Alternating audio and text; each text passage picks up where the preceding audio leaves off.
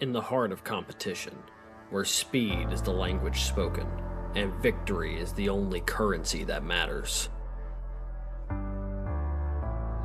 With every turn, every heartbeat, they race toward destiny. For in this moment, amidst the roaring engines and silent prayers, heroes will rise and legends will be born. Only a handful have ever become champion. That's what's at stake tonight.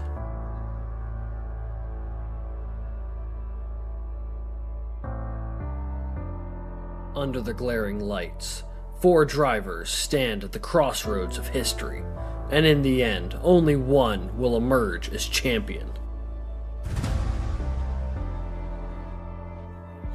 As you stand upon the edge, woven by a single thread. This is the championship race. This is the ultimate showdown. This is history in the making. As you stand upon the edge, hanging in the balance, and flame may fall down upon you, while the devil is knocking. So are you restless? Each night you hear the drums ring. Awaken, awaken, the voice begins to call you while you hum the melody. Taste of destiny you're searching for. Awaken, awaken, awaken.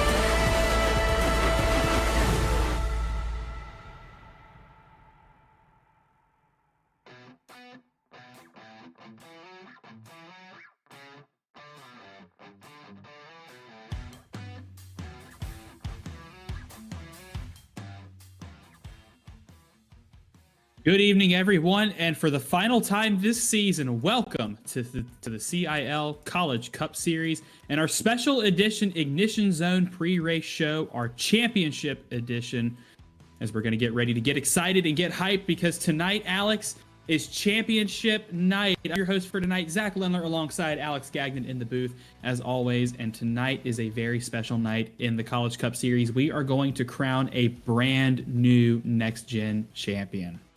That we are. It's all come down to this. We've had 9 races throughout the regular season, another 3 here in the playoff round of 10 to bring our final total down to 4 drivers who are still eligible for tonight's championship. All 4 of them have a solid resume on why they could walk out of here the Season 9 CIL College Cup Series champion, but only one will get the honor of doing so. Been the most diverse field in CIL College Cup Series history. 77 different drivers have attempted a race. We whittled that down to 10 just 3 weeks ago for our playoffs. And after our playoffs, only 4 drivers stand among the rest.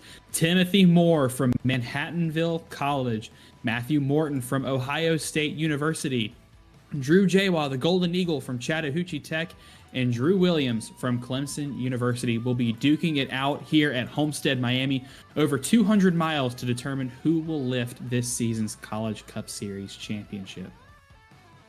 Yeah, it should be an absolute blast, but let us not forget the race that brought us here, Zach. Last week, we were at Michigan for the penultimate race of the season, the final race of the 3-round playoffs. And we had a lot happen in that race. A couple drivers coming oh so close to making it to the championship 4, but just coming a couple positions short. Ultimately, though, it was Drew Jawa with the walk-off victory to punch his ticket to Homestead and have Drew Williams made in by just a handful of points. There were 3 drivers who win last week's to get in: Drew Jawa, Logan Clampett, Duncan O'Connor. Of course, Jawa getting that walk-off victory to make it here to Homestead. And like you said, Drew Williams made it in quite literally by the skin of his teeth. Only 3 points was the difference between him and Matt O'Brien. It was the difference between a shot at CIL glory and your season coming to an end.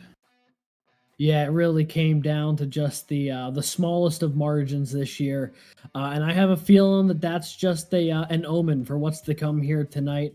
I have a feeling that this is going to be another one of those races where it's going to come down to the finest of margins. All four of these drivers are extremely talented, extremely good, and especially all four of them, more than any other driver in the field this year, have found the most success at these mile-and-a-half type tracks that we've run so far this season.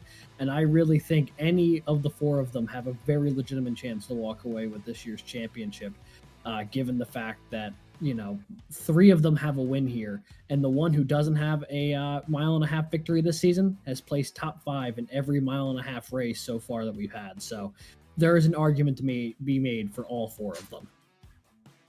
And it's really the culmination of a tale of 4 different seasons. You know, you've got Tim Moore, who really has done exactly what he needed to do to get to this spot. He won the Daytona 250, he won the playoff opener, and now he's here at Homestead fighting for a championship. And then you've got Matt Morton, who has been really the dominant figure across this entire season. He's got the most wins out of any of these drivers in the championship 4. He's got the best statistics. Though he only has 1 win at an intermediate track, Morton has got a lot of momentum coming into this race. And then there's Drew Jawa, who has always really been in contention for the wins, but just can't quite seem to get that job done when he needs it. But he's done what he did last week, exactly what he needed to do to get into this week. He got up to the front, he fought for the lead tooth and nail, and he walked away with that victory. And he is going to go racing for a championship tonight. And Drew Williams, who actually has yet to win in the College Cup Series in this next-gen car, he has the opportunity to retain his summer title, where he dominated. He and Morton together dominated the Throwback Cup Series this summer. If Drew Williams can pick up that first career win tonight, it will be the biggest win of his entire career. Absolutely, it would. So, taking a look here at the point standings as they ran, you can see Tim Moore, Matt Morton, Drew Jawa, and Andrew Williams, the 4 drivers who made their way into the championship 4. 3 of them via victory, 1 of them via points. And you can also see how close it was for the rest of our competitors. I mean, Matt O'Brien was only a couple points off from Drew Williams, and it was only a few points off for everyone else from there. Tim Robb came into Michigan in the 4th and final spot, but a bit of damage late in the race ended up jeopardizing his chance to race for a championship. Yeah, and it's really been this close all year. This has been how close it has been since Daytona. There hasn't been one driver who's really walked away with the series. There's not been a driver that's completely dominated everything. And in fact, I'd venture to say that there's really not even a favorite driver tonight or an underdog. These drivers are extremely deserving of the spots that they've gained into the championship 4. They're extremely deserving of all the accolades that they've achieved. 7 wins across all 4 of these drivers this season, and I think at least 20 top 5 finishes as well. So this is the cream of the crop. This is the best of the best that's going to go racing for a championship tonight, and it's going to be one heck of a race. It certainly is. But let us not forget the other championships that are up for grab. While this is the main one that we're focusing on tonight, there are plenty more things throughout the field to be racing for. You've got our student championship, in which Matt Morton leads Drew Williams by about 20 points as they run throughout the overall season. And then on our alumni championship side, it is Michigan Tech's Matt O'Brien, who's really in a fierce 3-way battle here with Jake Cummings of Wingate and Tim Moore of Manhattanville. The 3 of those drivers only separated by 5 points coming into tonight's race. So 3 individual championships up for grab tonight, not to mention the Student College Championship and the Alumni College Championship, led by Clemson and Wingate, respectively. Yeah, there's still all to fight for in the Cup Series. Absolutely nothing has been decided yet. So this is going to be a race with a lot on the line for so many drivers, and every single driver out there is going to leave it all on the track. But let's hear from our Championship 4 drivers. I believe producer Christian has put together a series of interviews for us. So we're going to hear from our Championship 4 drivers, and then we will be right back. It would be huge. It would be winning a next gen season, one of our traditional spring fall seasons, would be a massive confidence boost to me. I feel like I've been competitive at times. I've been close. I finished second I believe in 2 championships to Kaler. So yeah, getting all the way over the hump and winning in one of our premier seasons would be a massive accomplishment to myself. It'd mean a lot. Being in the first Final Four of my sim racing career, a lot of pressure is going to be on the table. So I'm pretty confident in Homestead, my speed. So hopefully I can get it done. But bringing home the championship would mean a lot. Being able to represent Ohio State in this league is just a dream of mine as a kid. Always wanted to go to Ohio State, so getting their name as a championship and a championship for myself would be really cool. Yeah, it would be amazing. I mean, we've run consistently all season. We won 2 races, and I would have expected one of them to be at a mile at a plate track, but came at 1.5 miles, and we still won at Las Vegas, and then we ended up stealing one at Michigan. You know, we had the pace at Michigan, and it really gave me a little bit of momentum going into this final race at Homestead. So I'm super excited. It would mean a lot, especially in my first season. I don't know how many rookies, race their first season and make it to the Final Four. I know me and Timothy J. Moore, 2 rookies in the Final Four, and you got the veteran Drew Williams and the fan favorite with Matthew Morton. So it would be nice to come home with the championship. But I'm super excited for Monday and try and keep the car clean, and maybe if we get a late race restart, we can steal it from him. It's really difficult. It ends up cutting a lot into practice time and time that I'd like to spend in the sim. I spend doing homework. I'm super lucky to be a senior, so I'm getting to the end of that process. But yeah, it's a lot of time management and just making sacrifices where I can to try and get time in the sim. Balancing sim racing and academics is pretty tough being a full-time student. I also work part-time some hours too, so balancing it can just be even harder. But I do find myself having free time in the evenings still. So just using any of the little free time I do have, I'm trying to get laps in time attack, time trial, just test drive, or even just load into an official session just to do some races. So school obviously comes first, and then whatever free time I do have, I try to put in as many laps as I can. So yeah, it's definitely tough. I work 5 days a week, so balancing this, doing iRacing, doing school, doing this, it can be tough, and it's hard to stay motivated at times, but you kind of just have to put your head down and get through the tough part, and you gotta find the correct balance and of like put in effort into iRacing and league racing, but also keeping your mind on school, because that's at the end of the day, it's school over everything, and yeah, it's definitely tough though. Yeah, I mean, pressure's there. Final Four, winner takes all. Just leave it out all on the table.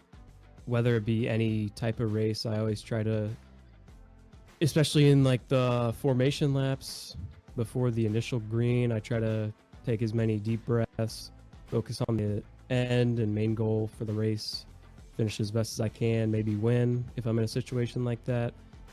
I mean, it's all about just staying calm and keeping in mind, it's a long race. There's a lot of laps, a lot of things can happen.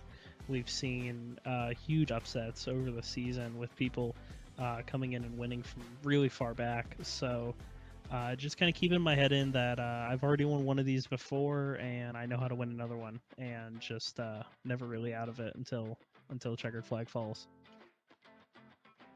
Yeah, you gotta kind of just treat it like another race. At the end of the day, we've dwindled ourselves down from 10 drivers making the Final Four to down to 4, and not care too much about where my championship contenders run, especially early in the race. Kind of keep your cool. We're gonna get cautions. We've seen that all throughout the year, so definitely just keep it calm and cool and collected, and we'll let the lures kind of build up as the race go on. Especially in championship races, it's hard to kind of stay calm-minded and don't make any mistakes. That's definitely what I'm going to try and do the most, is not trying to make any pit road mistakes or speed on pit road when I don't really need to.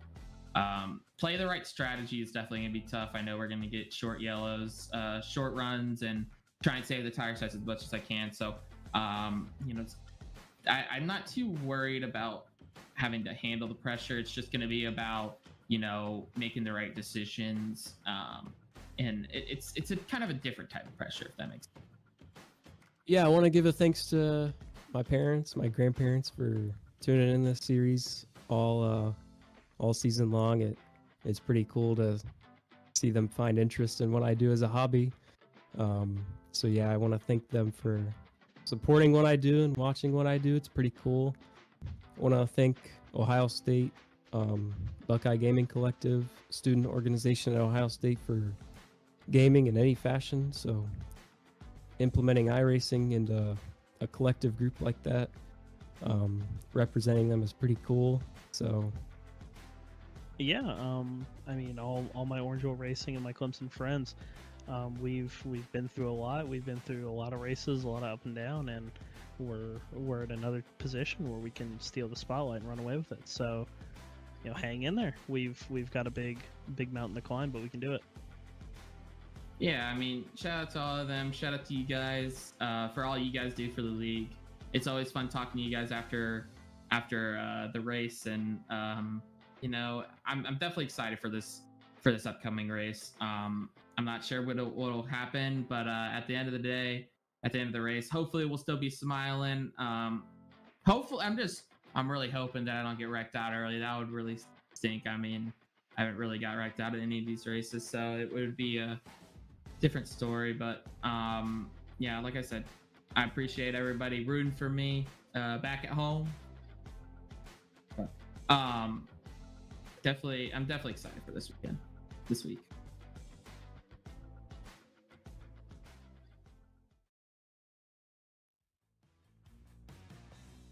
Well, there you have it, folks. We've heard from the championship drivers, our contenders vying for a title tonight.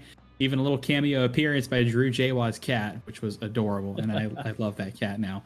But that is going to do it for us tonight on our Ignition pre-race show. We're going to take a quick break, and when we come back in just a couple of minutes, we're going to go racing for a College Cup Series championship. We'll see you guys in just a few. Don't go anywhere.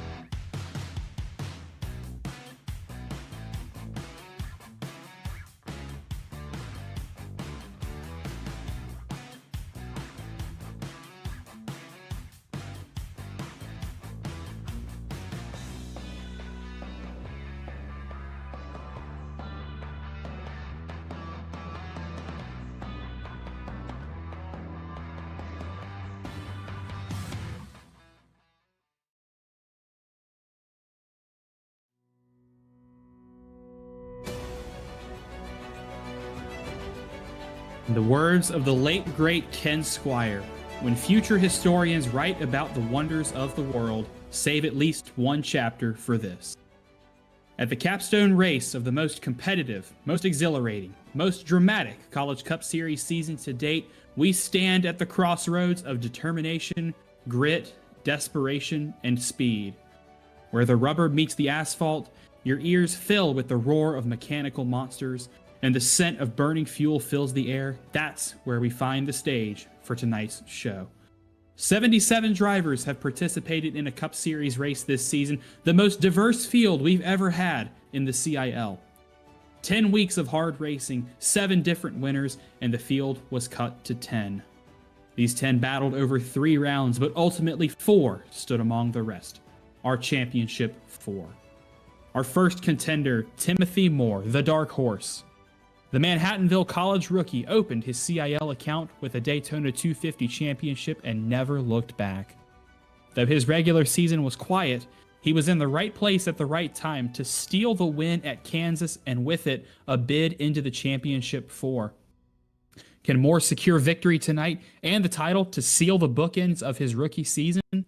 Or will he slip silently into the clutches of the field? Our second contender, Matthew Morton, Mr. Consistency. The Ohio State Buckeye Gaming Collective driver has the most impressive resume of any driver in the Championship 4. 3 wins, 6 top 5s, 10 top 10s, and an average finish of 6th. Though only one of those wins was at an intermediate track, Morton has shown all season that he can and will run in the top 5 everywhere. Can he finish off another season of domination, or will he suffer the same fate as last season, losing out on the title at the death? Our third contender, Drew Jawa, the Golden Eagle from Chattahoochee Tech. He always seems to be in the right place at the right time to snag the win when he needs it most. 2 of them, to be exact, this season, including his walk-off victory last week at Michigan to lock himself into the Championship 4. With all the momentum in the world on his side, will Jawa cap off his rookie season with a title, or will this momentum be naught but lost? And our final contender, Drew Williams, Fast Orange, the reigning CIL College Cup Series champion. He's the one driver who didn't win his way into the Championship 4, nor has he won a race this season. In fact, he hasn't won a race at all in these next-gen cars. But the many times he stood on that second step of the podium is his fuel. There wouldn't be a better night to score that first win. Will he finally clinch the elusive checkered flag and retain his title, or will the streak of losses continue? 4 titans of the sport stand amidst the rest of the field, primed and ready to secure college motorsports glory. They've survived 12 rounds of hard, intense racing in excess of 2,100 miles. And the championship comes down to the final 200, in a highest finisher takes all race. This is the CIL College Cup Series Championship 200 from Homestead Miami Speedway. Welcome one, welcome all. This is going to be a phenomenal race. As I'm your host for this evening, Zach Lindler, alongside Alex Gagnon in the booth as always. And Alex, I can't put into words how excited I am for this race. This is going to be so much fun. See, you may not be able to put into words the excitement, but you put into words why each of our 4 drivers deserve to be at this moment right now. And I think you did so brilliantly, so congratulations with that. It's going to be a fun one. Let's take a look here at the battleground here tonight for this Championship 4 race. Welcome everyone to Homestead Miami Speedway, 1.5 miles out in Homestead, just outside of Miami, Florida. This is a site that has been built for moments like this. We've seen countless championships decided here in real life, and a number of CIL championships have been decided here at Homestead as well. And tonight it will play host for these 4 drivers to have one more shot to claim why they are the best driver in the CIL this season. Yeah, this is a really, really fun track that our drivers love coming to. As you can see, it's been on the schedule since the very start of the College Cup Series, and it really is the driver's track. There's a lot of banking in the corners, 20 degrees up on the top of the turn, down to about 17 at the bottoms. That progressive banking means that a driver can run anywhere on this track and still be fast. So we're going to see a lot of 2, maybe even 3 wide racing in the corners, especially when these Championship 4 drivers get up to the lead or around each other and start jockeying for that position that could win them the title. Absolutely. And speaking of fighting for the title, let's take a look here to see what they'll be fighting for the title in. The cars of choice here, you've got 3, either your Toyota Camry, Chevy Camaro, or a Ford Mustang with their 670 horsepower V8 naturally aspirated layout. You know, and this thing, I mean, it's built for these mile and a halves. We've seen it time and time again that these are the kind of tracks that this car finds itself thriving in for tight door-to-door racing, where you can really use the momentum to build runs, but it's not entirely draft dependent at these mile and a half tracks. Couldn't ask for a better ride here and a better track for our championship race. And it was the championship race in the real life NASCAR Cup Series for so long as well, and deservedly so. This track puts on great fights. It always puts on a good show, and the drivers love it, like we've said. A lot of the drivers have been practicing all week. They've got those cars dialed in, and they are ready to roll tonight to race for a title. Not only for our overall Championship 4 drivers, but also for our individual student and alumni championships, as well as the school titles as well, still up for grabs. Yeah, so many different things that can be settled here tonight. 5 different championships, 3 individual, 2 for your university or your college. So many different drivers still in the hunt for at least one of them. We've been focusing on the main 4 for the main championship here tonight. But there's a number of drivers fighting for that alumni championship, or drivers who maybe have not had the best of season, but they represent a school who's still in their respective college hunt. And a good finish here today could give them that last little bit they need to get over the edge and take home the student college or alumni college championship. So still a lot to race for there. Yeah, so just a quick glance at those on our student championship. Matthew Morton is the leader. He's got a 22-point advantage over Drew Williams right now. So the advantage bar goes towards Morton heavily in that title fight. Drew Jawa, currently the only other driver with a shot to win that. He's 26 points off the lead. And the alumni individual championship, Matt O'Brien is our leader, and the fight up at the top couldn't be closer. Jake Cummings from Wingate University, -2 points, and Tim Moore, -5 points of the lead there. Our top 3 student college championship, Clemson University currently leads that title. Ohio State only 8 points behind, though, and UNC Charlotte still with an opportunity to take away a trophy from this season as they sit 10 points off the lead. And in the alumni college side, Wingate is leading that courtesy of Jake Cummings. Michigan Tech, 19 points off of that lead, and Manhattanville College, 21 points off of that title in 3rd place. So it's still very, very tight. A lot to fight for these drivers, even though they may not be in the Championship 4. And as I look down on the track, I think we're getting pretty close to the end of qualifying. So let's ride on board with one of our drivers and take a couple laps around Homestead Miami Speedway and get a driver's eye view of what they're going to see tonight. So we're going to be on board here with Drew Williams at number 23 Clemson Machine, one of our Championship 4 drivers. You see how as they go into the corner here, he's taking the outside line. Too often you see this at these mile-and-a-half tracks, but with the way Homestead's laid out, you can get such a run off that corner by not having the brake on the inside. Instead, you just really let that momentum carry around that outside wall, and you're able to retain so much more speed. And he'll be doing the same here through 3 and 4. So you can pass on that inside, but you can get such a run on the outside, and that's what makes Homestead such a unique place to battle. Yeah, there's so many different grooves here at this track that you really have a huge choice of where you want to run. You can run that top line, you can run that bottom line. The top's going to give you the better runs off of the corner, but that bottom's going to be the shortest way around the track, but a little bit slower. As we're still riding on board with Drew Williams, he's going to take that bottom in turns 3 and 4. You can see the car just washes up the track a little bit there as he's going to swing it wide to come out of turn 4 and finish his qualifying laps. You can go everywhere, you can go anywhere, and it's going to lead to some phenomenal battles tonight as our drivers fight for points and championships. Yeah, it's going to be an absolute blast, and qualifying just starting to come to a close here. Cars now taking the track for the brief warm-up session in between qualifying and the start of this race. And if we're all good to go, producer Christian, I do believe it is time to do our grid rundown for tonight's Championship 200 from Miami.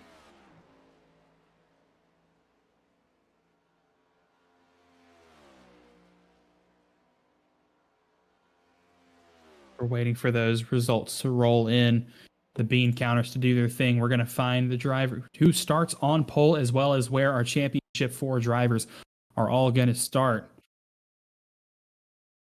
Seeing a couple results rolling looks in. like a couple of our Championship 4 locked it out front row, if that information was to be believed, which I do think it is. Drew Williams is going to be on pole here tonight for Clemson, his first pole of the season, rolling off alongside Drew Jawa of Chattahoochee Tech, 2 of our Championship 4 drivers in that first row. Row 2 is going to be R. Muhammad Alif of Ball State University, rolling off alongside Nicholas Budimlik from St. John's. Row 3, it's Matt O'Brien from Michigan Tech, who just missed the cut to race for a championship in this one, alongside Ball State's Andrew Stagey. Sorry, Stagey. I remembered the correction there. Jacob Wiest from UNC Charlotte rolling off row 4 alongside Jake Cummings from Wingate University, who's very much in the hunt for that alumni championship here tonight. And in row 5, it is one of our Championship 4 drivers, and Matthew Morton from Ohio State alongside Matt Nordberg from NC State. Starting on row 6, it's going to be Lucas Moody from Ball State University. Colin Culpa trying to retain his alumni championship for Indiana University starts to the outside there. Looking at row 7, Tim Robb from American University. Benjamin Knellner from Ball State University will start to his outside. In row number 8, it's going to be Austin DeLong in that blue PCT machine. Jason Wallet will start to his outside for Drexel University. Row 9 goes to Athena LeClaire from St. Clair College, and Tim Moore will start all the way from the back of the pack here on the 18th position for Manhattanville College. And row 10 will be Sky Schreck from the University of Oklahoma and Michael Syador from the Penn College of Technology. And rounding out our field tonight, Kelton Quick and Brandon Schulenberger there in row 11. Row 12 will be Edward Sanchez from Baruch College and Nick Stockner from Clemson. And then at the back end of the field here, you've got Andrew Burrell from Clemson, Ryan Whitlock from Alabama Huntsville, Tristan LeClaire from St. Clair College, Timothy Williams from Drexel, Andrew McCall from Purdue, and Spencer Brown from UNC Charlotte, with Jared Kaler and Clint Halterman bringing up row 16. The Coliseum, Homestead, Miami Speedway, the Gladiators, Moore, Morton, J.Y. Williams. 4 enter, 1 leaves with the championship. Who will win the title as we go racing here at Homestead? An early start in the turn 1 as everyone will fan out looking for that little bit of open space. Williams and J-Waff side by side off the corner. Williams gets loose already. Has to save it on those cold tires coming out of 2. Able to do so, but just like that, our pole sitter has dug himself quite the hole here early, falling all the way back to outside the top 15. An absolute disaster of a start for Clemson and Drew Williams. Pole all the way back to outside the top 20 on the first lap. But you said it right. Those cold tires absolutely killing him coming out of turn 2 as he tried to get the power down. As we see a couple cars in the wall, it's a 3-wide hornet's nest inside the top 20 for those last few positions there. But that is going to give sole possession of the lead to Drew Jawa, who's got a rear view mirror full of R. Muhammad Alif and Ball State, as you see the drivers fanning out to go 2 wide as the first caution of the night comes out. Caution comes out here on lap 2. Not sure where it originated, but it is going to bring the field to a bit of a slow. And if there's one car this is going to benefit, it is going to be our pole sitter, Drew Williams. An opportunity to get regrouped here and try and gain some positions on the restart is going to be critical to his efforts here tonight, given how he went from first to about 25th or 26th in the opening lap, back up to 22nd now, but still a lot of work to do. Drew Jawa able to capitalize and will be holding on the first here on the ensuing restart. It does appear that maybe a Drew Williams teammate was one of the cars involved here. Oh, somebody was really slow going into turn 1. Not sure what happened there. Problems for the Clemson car of Nick Stockner, and I'm not sure who that other car was, but stopped dead on track. I'm not sure Stockner expected them to be there, but we're going to go ahead and take a look at the replay that brought out our first caution of the race.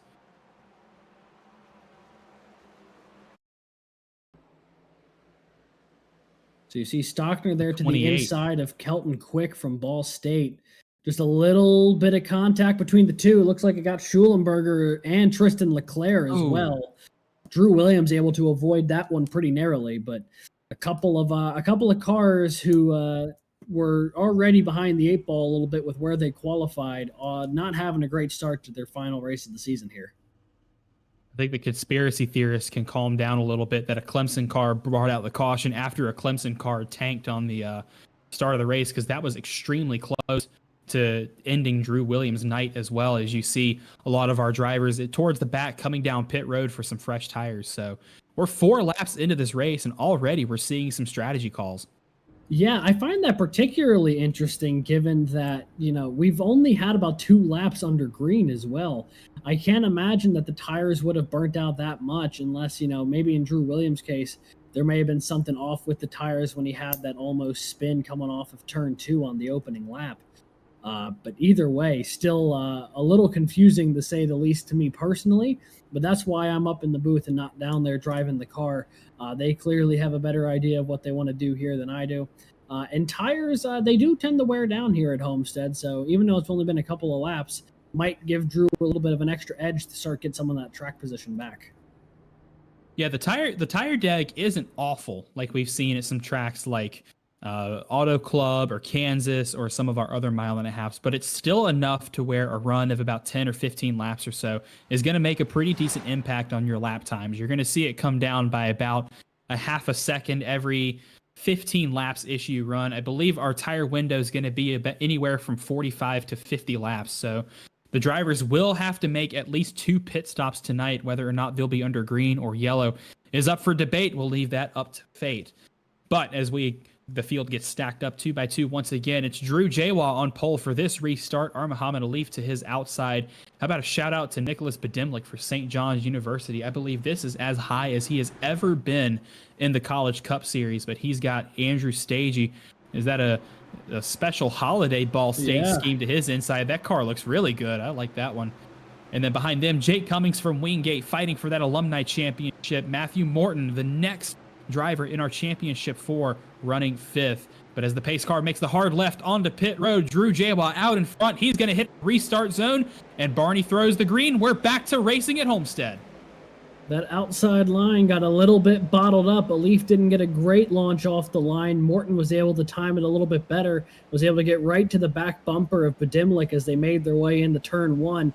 Now rolling that outside, though, here comes Alif and Badimlik trying to get back up to the back bumper of Jawa. Oh, the caution's 26. back out once again. There was a lot of cars sideways off the exit of turn 2. I think I saw the 26 completely sideways off of 2. He might have had some help going around. It's Edward Sanchez from Baruch College. He might have had some help, but I think there was another car to his inside. Yeah, there definitely may have been. All I saw as they were coming off the corner, you saw everyone roaring back up the full speed, and then you saw the broadside of the 26 there, which is never what you want to see coming from that camera angle. So tough start there, but the car doesn't look too dinged up, at least from what we can see up here. So hopefully he's going to be able to keep rolling. Let's take a look at the replay here and see what happened to Edward Sanchez. There you see the 26, that lime green car up on the high side. And it looks like, no, he didn't get any help. It's the exact same thing that happened to Williams. Cold tires and trying to put the power down, and the car just goes around. Well, he eventually got a little bit of help there from the 188 of Spencer Brown, but he would have probably been going around either way, even without the contact with the 188. So not much there to say for Spencer Brown. He was just kind of in the wrong place at the wrong time when the 26 started going sideways.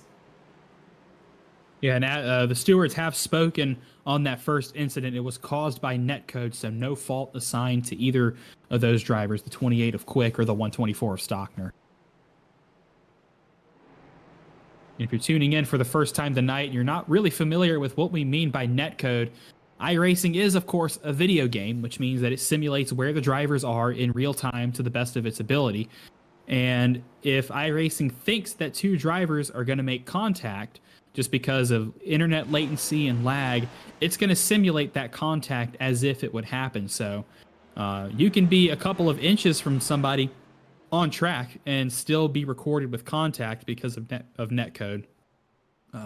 So sometimes the netcode giveth, sometimes the netcode taketh, but in that situation, it tooketh for both of those drivers. Yeah, it certainly did. It just a tough situation there for all of them, especially so early in the race. That's the last thing you want, is to be having issues this early on, because I mean you have plenty of time to dig yourself out of that hole, but it's not a really good confidence booster to start a race when you have issues when the laps are still in the single digits. You know, it really mentally is like, wow, we've got a long night ahead of us here if the issues are going to be starting here on lap 7 or 6-2, depending on which car you're referring to here. But we've already had a number of drivers here before we even hit lap 10 having a night that so far they wish to forget if it were to hold this way.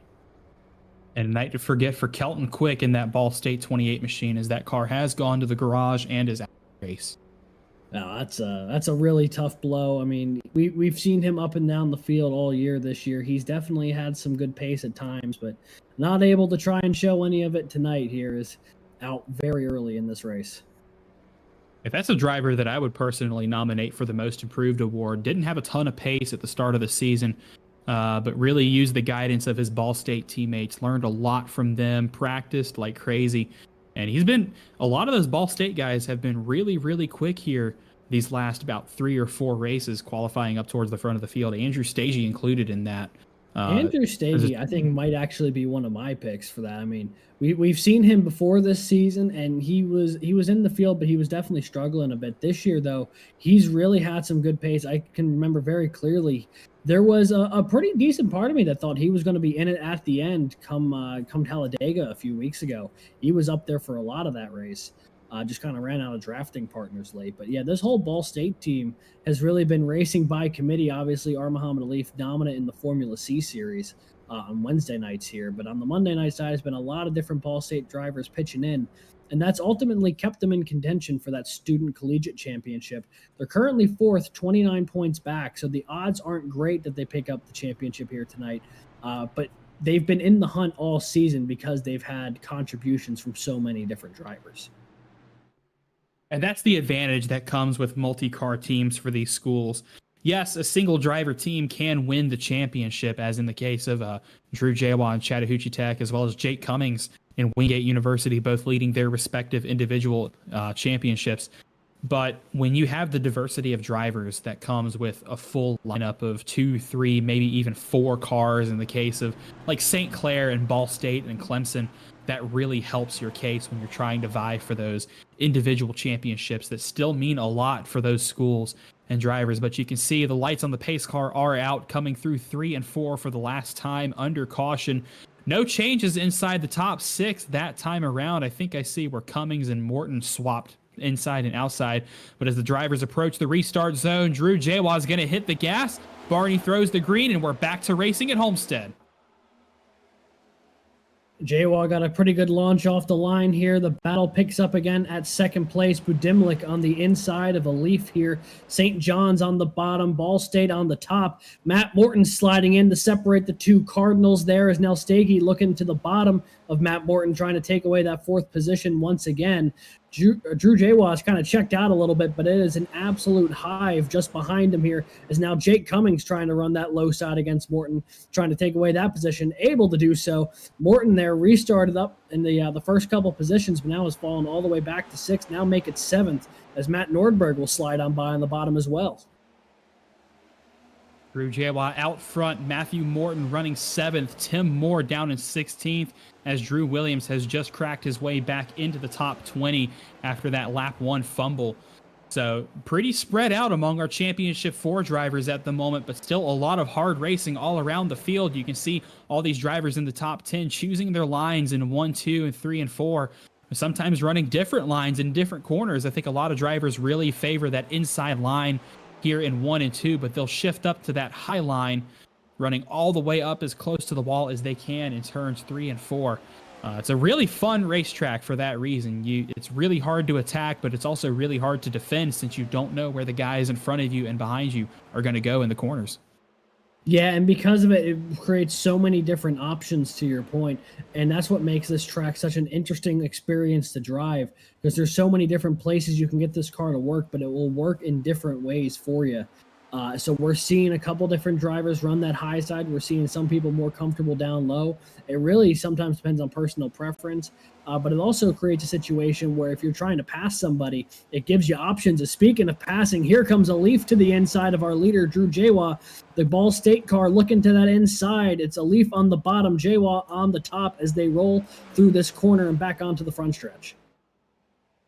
I feel like this is a repeat of that battle we saw at Watkins Glen just a couple weeks ago, where Elif and Jawa were duking it out between each other for position and at our road race of the season. But those two have been side by side for about a lap now. That's going to slow them down, and that's going to let the 67 of Badimlik and the 88 of Stagey into the fight, as Jawa is going to walk away with the position for now. And I think that's something Elif has on the back of his mind, is he's going to try and get his 88 teammate up front, as we've got a car hard into the on the backstretch as our third caution of the evening comes out. That was Luke. I think that's Lucas Moody that got turned around. We were just talking about these Ball State cars up front here in the Leaf and Stagey. Looks like another one of them may have befalled some bad fortune here as Lucas Moody ends up into that outside wall on the backstretch. And to your point, some heavy contact there.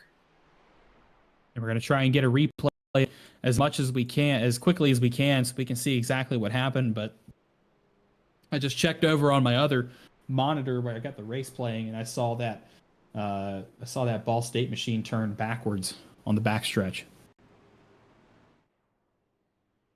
Yeah, definitely some heavy contact there, which has made the start of this race a little choppy. A little start-stop.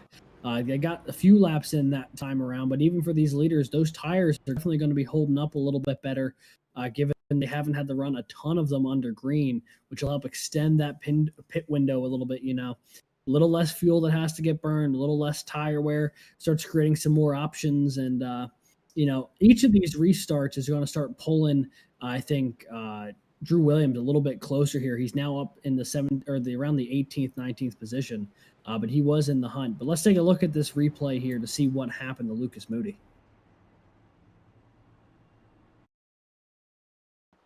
So there you see the 21 on the bottom of the track, bottom of 3 wide, and he washes up and tried to clear himself against the nose of Culpa. Drew Williams actually making contact there with the spinning Colin Culpa. I think he's picked up some damage to the front of his car as a result of that incident. Yeah, and not only was he taking a bit of damage, I mean, that is a heavy, heavy hit there for Lucas Moody, who just did not realize he was at the bottom of a 3 wide, because those two cars swung around the outside with some pace. And absolutely demolished the front of Ben Kellner's car as well.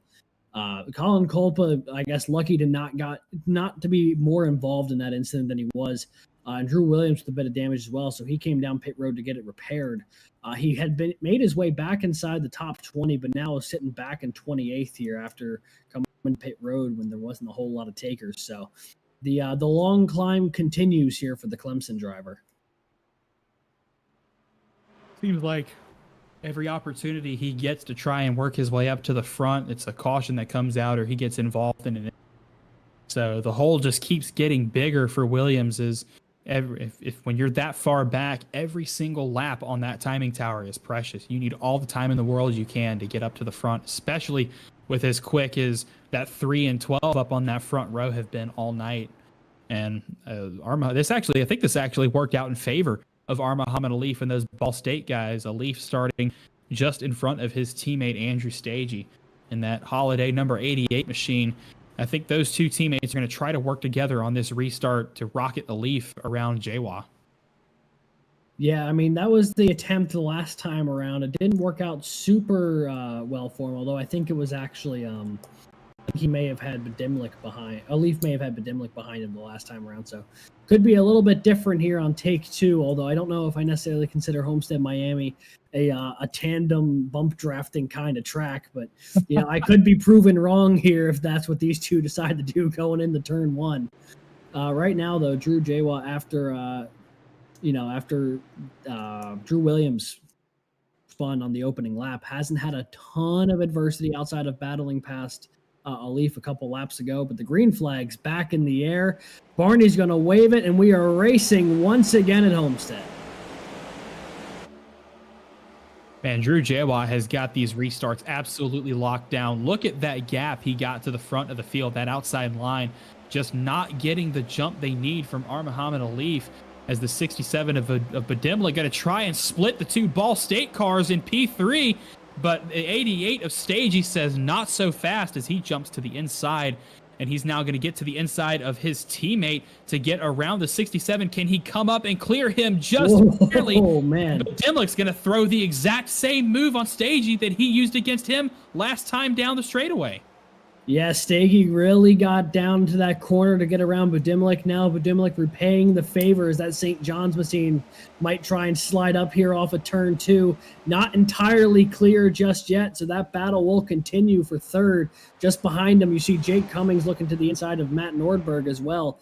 But right now, that battle for third, they remain side by side. Here comes Bedimlik trying to take away the position. Able to do so, well, now will Stagey look to the inside going into turn 1. He's right up on the back bumper. Is he going to look to the inside? No, he'll stay up on that high side for now, trying to get the good run off the backstretch. But both of those cars trading third place for a couple of laps now.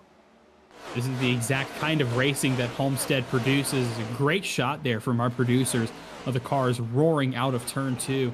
But that constant back and forth, the trading positions, you're never safe until you're at least a few car lengths ahead, as Bedimlik getting a really good run on Muhammad Alif, running the bottom of 3 and 4.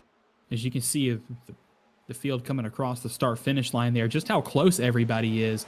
And we've, after only a couple laps of racing, but it's still JY out front, got about a 3/10 and change lead over Muhammad Alif. But it's coming down as Alif got a really nice run with the draft down the backstretch.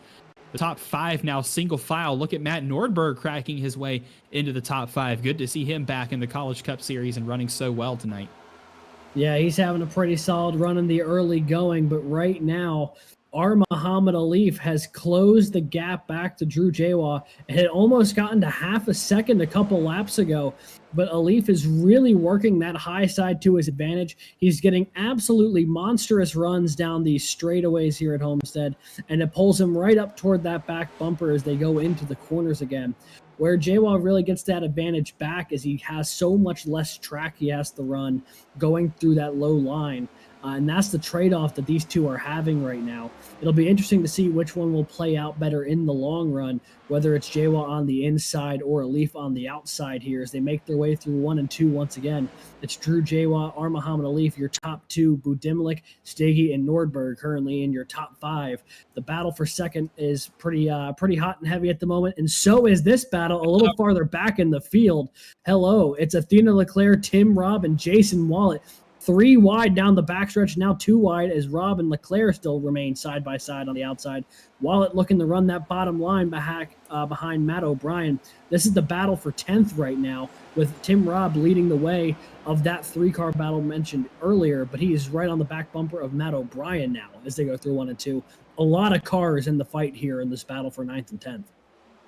And there's still pretty much virtually 3 wide contact there. More contact. Somebody goes spinning behind them. Not quite sure who that was. It was a green car. I want to say it was Jake Weist. Oh, no, it's Clint Halterman. Halterman goes around, and look at the front bumper torn up on that car. He probably had a good lick against that inside wall, but you saw that car go straight to the inside as they came off of turn 2. Yeah, we were talking about the battle and the battle that was happening just in front of it, and at the last second, I think it was contact between the 43 of Sky Shrek and the 07 of Clint Halterman. Let's take a look at the replay here and see what happened to the UNC driver.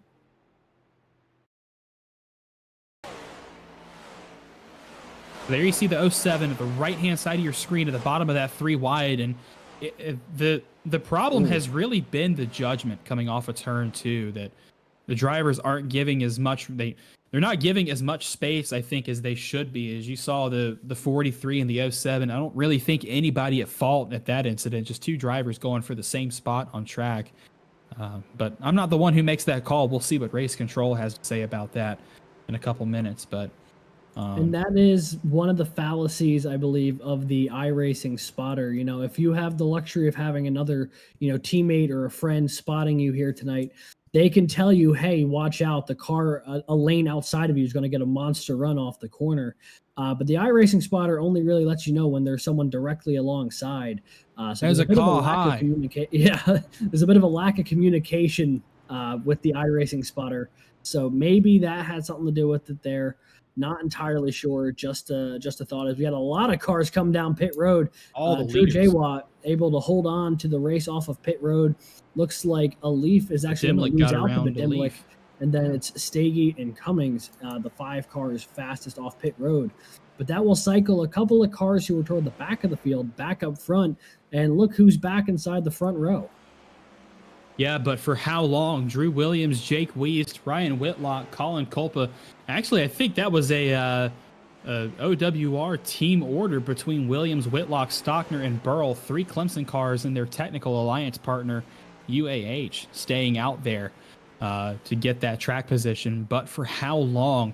We know that the tire deg is not super severe, but it definitely makes a difference. And with that about 6-7 lap green flag run, I'm interested to see what the difference is between some of those Clemson guys, Culpa, Weist, and Whitlock, and Jaywatt, Badimlik, and a Leaf. And actually, as Badimlik did get around a Leaf coming off of pit road.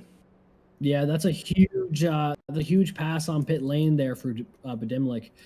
Opportunity to try and battle with Drew Jaywatt for the potential race lead if they have the momentum that we're expecting them to have against these cars on older tires. You see actually that Spencer Brown is the first car listed on the currently behind the pace car. I do believe he needs a wave around though in a lap, so we'll probably see him cycle on by. So you have Jake Weist and Drew Williams who should inherit the front row here momentarily. Jake Weist and Colin Culpa, technical partners there through Apollo Motorsports, and then to your point, Williams, Whitlock, Stockner, and Burrell, technical alliance and or teammates with OWR. I nearly blanked on that for a second. Riding on board with Drew Williams in more ways than one. His setup in the bottom right-hand side of his screen and his onboard there in the main screen. But yeah, Apollo and OWR, man, those are organizations that I don't want to say they don't get along, but they do find an opportunity. They do try to find every opportunity possible to have a nice, good rivalry between those 2 organizations. So this is going to be a really interesting restart with these two organizations team ordering together on a strategy that's a little bit off the beaten path right now with everybody else behind them. But this is a godsend for Drew Williams if he'll be able to maintain his position up at the front of the field, because all of a sudden he's back in this race. And just doing a quick look at the points as they run. Currently, obviously, Drew Williams would be the champion of the 4 if it were to finish here. But those old tires, I think, are going to be a little suspect once we get up the green. In our student championship, even though he scored outside the top 10 right now, Matt Morton still holding on to the student championship as they run. And in the alumni division, as they currently run, I actually believe it'll be Jake Cummings who has the inherited lead, although it's not by a whole lot, as he's only he's only 1 position ahead of Matt O'Brien. It was a 2-point gap, so maybe that was not the case, but still a very tight battle in the alumni field that's far too early to call. Pace car peeling off, though, once again. Still a lot of racing left. Over 100 laps left in this championship 200. Our control car, Jake Weist, hits the restart zone for UNC Charlotte. He's going to rock it off as we go back to racing here at Homestead. Boy, Weiss looked like he got shot out of a cannon going down the front stretch relative to everyone there. There was a huge stack up there going through 1 and 2. Not sure if everyone got through that okay. Looks like they did for the moment, but look at the absolute swarm of cars back there. You see Morton, you see Budimlik, Matt O'Brien, Athena Leclerc. I mean, there are so many cars. 3 wide ahead of them there between Alif, Norton, now 4 wide with Burl sliding back in between Cummings and Morton. Everyone trying to get this sorted out. Those cars on older tires struggling mightily right now. Yeah, every driver in the field is going to look at that and think, man, I don't want to do that. Contact between the 67 and the 888. As the 67 goes onto the apron, as he's going to come back and make contact with Tim Robb. Did Tim Robb go around? Yes, caution comes out, and it's a huge pileup. And Tim Moore is involved, one of our championship 4. No. Tim Moore, one of our championship 4 drivers, Manhattanville College, involved in that pileup on the backstretch, initially caused by contact between Andrew Burl and Tim Robb. Robb went down onto the apron, or Budimlik, excuse me. Budimlik went down onto the apron, came back up, collected Tim Robb. Tim Robb goes around, and it was chaos from there. But a disastrous night for 2 of our championship 4 drivers already. Andrew Williams with the blunder early on in the race, and now Tim Moore possibly with some damage to that car. Yeah, we'll obviously have to check the replay to see how bad the 074 got involved there, but there was a lot of cars that were involved in that one, so I'm not expecting us to have the replay for another moment or 2. It looks like there might be a little bit of rear bumper damage there, Zach, to that 074. Not the worst place in the world to have damage, but it's certainly not optimal to have the car in any shape other than the one it was designed to be in. Mm-hmm. So with Tim Moore now, Tim Moore now back outside the top 20 with damage to that car, he's going to have a lot of work to do to make his way back up to the front. He was very candid when we had talked to him a week ago, saying that, or 2 weeks ago, saying that he did not think Homestead was his best track, so he was going to be putting in a lot of work to try and get himself up toward the front here. So he already knew it was going to be a tall mountain to climb, and this is certainly not going to help. As he's going to drop way back in the field. He came down on the pit road, P22. You can see the back bumper of that car completely caved in. So he got a pretty decent shot from behind.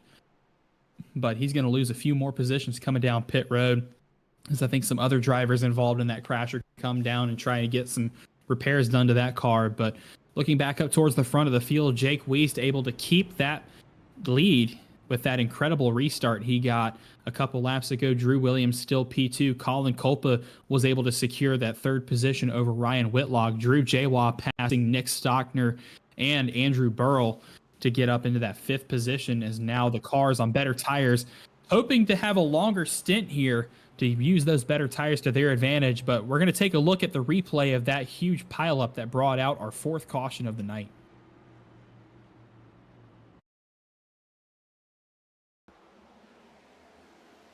There you see the 67 down on the bottom, and the 5 came back up. That's the 074. Huge hit there for both him and Jason Wallet. Also involved Andrew McCall from Purdue. The number 7 of Schulenberger also involved in that crash. The 188 of Spencer Brown. A lot of names, big names taken out in that incident. Now we're on board here with Andrew McCall of Purdue, who's caught right in the middle of this. And yeah, that just happened so fast. He had literally nowhere to go. That's just a tough break there. But I mean, for a lot of those drivers, there was just no time to react. The initial contact got Budimlik down onto the apron, and at that speed, it's really tough to get the car under control. So the car drifts back up, makes contact with Tim Robb, and then the chain reaction takes out a number of cars. Yeah, and especially with some of the drivers towards the back of the pack going 2, 3, maybe even 4 wide on these restarts. It's going to be really easy to have a big chain reaction, really Talladega big one style crash, especially very early on into these runs. One car spins, if they spin in front of a pack of cars, there's not going to be much time to react. So it's going to be a pretty big crash, as we just saw there. Nice on board with the Benny, the pace car driver, making an appearance tonight. That uncomfortably close camera. Not quite sure how they're getting that shot. That's a Might be a couple OSHA violations in there scattered, but we're going to go through the back window of the pace car and look at the field getting stacked up 2 by 2 as we're going to get ready to go racing here in just a couple of moments. I tell you what, if there's one thing I gleamed from that look onto Benny's face, he's also got that CIL passion. You know, he may be showing blank expression, but he's so locked in. He's so excited, you know. Some people may look at that and say, wow, he looks like he hasn't had a human emotion at any point. But I argue that this is the most focused anyone has ever been. Everyone loves Barney the flag man, but how about a shout out to Benny the pace car driver, the unsung hero of iRacing. He's been to every single race that's ever been run on the service. Don't know how he does it. Maybe some Santa Claus-esque magic. Maybe that's why he looks a little tired. He hasn't slept in 10 years? At least, yeah. He's had the run well over 500,000 races probably, but he's going to peel off toward pit lane here, getting ready to go green once again. Barney's got that green flag in the air. Jacob Weist will hit the gas pedal. Here we go once again. Colin Kolpa actually able to jump up in front of Drew Williams here. Kolpa will take away second as they go into turns 1 and 2. And how about that move by Williams? He came down he saw the run from the 3 of Jawa on that bottom line, and as soon as he cleared the back bumper of the 100, he shot down to block the 3 coming into turn 1 to try and preserve what would be a championship position right now at the moment. This is the fight for the lead in the championship. This highest finisher takes all race for those 4 drivers. Tim Moore is going to come back out on track running P23, but now here's Drew Jawa on those slightly better tires, looking to the inside of Williams for the 3rd position and possibly for the College Cup Series title. Just ahead of them, Jake Weist out in front, Colin Kolpa. Williams gets to the outside of Kolpa. They're going to be 3 wide momentarily as Jawa loses out on that position, but Kolpa holding that bottom line down the backstretch. Williams walks away with the 2nd position, and now the fight is between Kolpa and Jawa, but Jawa makes very easy work of him to get into the top 3. Yeah, now Drew Jawa has his sights set on the 2 cars in front of him, and this battle is going to bring him closer to it. Williams for Clemson down on the inside. Jacob Weist for UNC Charlotte on the outside. UNC Charlotte, despite having a win in every season since Season 3 of the CIL, this being Season 9, they are still looking for their first victory of the season. Could Jacob Weist finally break the streak here for UNC Charlotte and keep that CIL record streak going? Right now, he falls back into 2nd behind Drew Williams, so he's got some work to do, but now Drew Williams has plenty of open track in front of him, which is the best thing he could ask for in his title aspirations tonight. And especially as Williams is on those older tires than Jawa, that clean air, that leader's privilege, the clean air out front is going to help him considerably as he tries to save his tires and keep that car in front of Jawa's for the time being. Jawa, of course, still has to get around Jake Weist, but those 2 are side by side at the moment for that position. Jawa to the inside of Weist. Can he clear him coming off the corner? Yes, he can. Jawa now about just under 6/10 behind Williams as he's going to try and set his sights on the lead of the race and that championship position. Matthew Morton has also just broken into the top 10. Once again, he's going to try and charge to the front to battle these 2 for the title. A quick rundown of the top 10. Williams, Jawa, Weist. Well, there goes Halterman. Goes spinning. Halterman goes spinning again. We're going to stay green because he didn't go around. The track is clear. We're going to stay green. But that is going to mean Muhammad Alif and Jake Weist now battling for position. In contact there with Leclerc and Whitlock. Yeah. Whitlock and Leclerc. As Whitlock got into the wall, Leclerc is going to lose out on some momentum. They're going to go 3 wide between her, Kolpa, but the momentum's going to go in the favor of Leclerc as Nordberg going to clear Kolpa. And now here comes Matt Moore into these 4 red cars going at it 2 by 2 into turn 3. This is a great battle just inside the top 10. That it is. Matt Morton here trying to use this chaos as his opportunity to make his way a little closer to his championship rivals. Meanwhile, Colin Kolpa on those older tires just trying to hold on at this point. He's got a mirror full of Andrew Stagey right now as Nick Stockner also trying to run the high side around. All these cars battling for the 10th position. A little farther up, Athena Leclerc's on the back bumper of Ryan Whitlock here as both of them are trying to get past Matt Nordberg. That is the battle for 6th, 7th, and 8th. Now it looks like Whitlock will take away that position momentarily. Meanwhile, a little farther back, Culpa still trying to hold off now a 3-car battle. Here comes Edward Sanchez onto the scene, the Baruch College driver getting into the mix. And not to mention the current leader of our alumni points, that is Matt O'Brien from Michigan Tech, lurking in the distance as well. There's 4 cars up there. This is the battle for 6th through 9th. Still fighting like crazy. They were 2 by 2 through the corner, single file momentarily down the stretch. Ryan Whitlock, the leader of that group for University of Alabama Huntsville. Right behind him, OWR teammate Matthew Nordberg from NC State, then Athena LeClaire, St. Clair College, Matt Morton, Ohio State University, one of our championship 4 drivers, trying to get around all of these cars to put himself in a position to fight Williams and Jawa for that title. Looking up towards the front of the field again, that gap has come down by just over a 10th as Jawa got a really good run out of turn 2, but that gap back up to, it's really fluctuating a lot from about 4.5 tenths up to 5.5. So good battle up at the front of the field as Jawa tries to run down the lead of this race as Edward Sanchez and Baruch College look to make a move underneath Athena LeClaire. This is for the I believe the 11th position, as he's going to get that position and walk away with that. That's going to bring Matt O'Brien and Michigan Tech now underneath that 61 car for St. Clair. Tim Robb into the wall. I was going to say he got a good run down the straightaway, but the good run goes to the 88 of Andrew Stagey, and Ball State got a really good run down the backstretch to try and get around Tim Robb. Couldn't quite clear him, though, getting into turn 3 as the battle roars on. That it does. A little farther ahead, Matt Morton now into 7th. He's slowly making his way up toward the front. He had a back bumper full of Ryan Whitlock there. Speaking of back bumpers full of somebody, Matt O'Brien still had a lot of Andrew Stagey there. As now he's working his way up to the high side. He is going to get passed by Tim Robb, though. And now jumping around through the field, we are on board with Austin DeLong just outside the top 10 here. He's running 12th. He's got Sky Shrek right behind him. Shrek looking to the outside here, DeLong on the inside. So let's see if he's going to be able to make the pass on Stagey. Not this time around. He'll slot back in between the two. Currently scored, in the 15th position. This is a little farther back in the field. Running for 15th right now is Austin DeLong with Sky Shrek and Brandon Schulenberger also onto the scene as well. That is Penn College of Technology, Oklahoma University, as well as a third car who I just completely blanked, Wingate.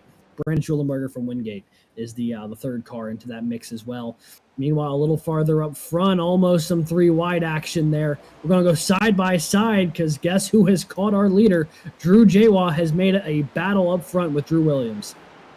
Only a 10.5 separating these two drivers at the moment, plus minus a half a second. Or excuse me, plus minus a half a tenth, just due to these runs that these drivers are getting off the top. Drew Williams favoring that bottom line through 3 and 4, but loving that top in 1 and 2. Jawa also running that top line in 1 and 2. But when you're in this position, if you're Jawa, you want to run the line that Williams doesn't. And if you're Williams, you don't want to hit the wall like he did there right in the middle of turns 1 and 2. He lost all of that momentum he got that he would have had coming down off of the banking in 1 and 2. These two are going to be side by side for the lead. This is the battle for the championship. There's a College Cup Series title on the line for these two drivers as they're going to stay side by side in 3 and 4. Jawa washing out to the outside. He doesn't have the momentum that Williams does. Williams is going to keep the lead and be credited with leading that lap, but Jawa still all over his back bumper down the straightaways as Williams another little contact again. He is really struggling with getting that car rotated in turns 1 and 2, and that is going to give Jawa the lead down the backstretch and a few tenths to spare. Yeah, that's a huge turn of play here for Drew Jawa. Williams clipped the wall a little bit a few laps ago, which brought Jawa even for a few laps, and then Williams will clip the wall just a little bit again, falling back to second here. These kind of self-inflicted injuries, if you will, not what you can afford to have happen here in a race where it's just the highest finisher of the 4 will take it. So right now, Drew Williams just trying to hold on to the back bumper of Drew Jawa. Jawa checked out to already a half a second lead here over Drew Williams. So right now, things are looking pretty good for the Chattahoochee Tech car.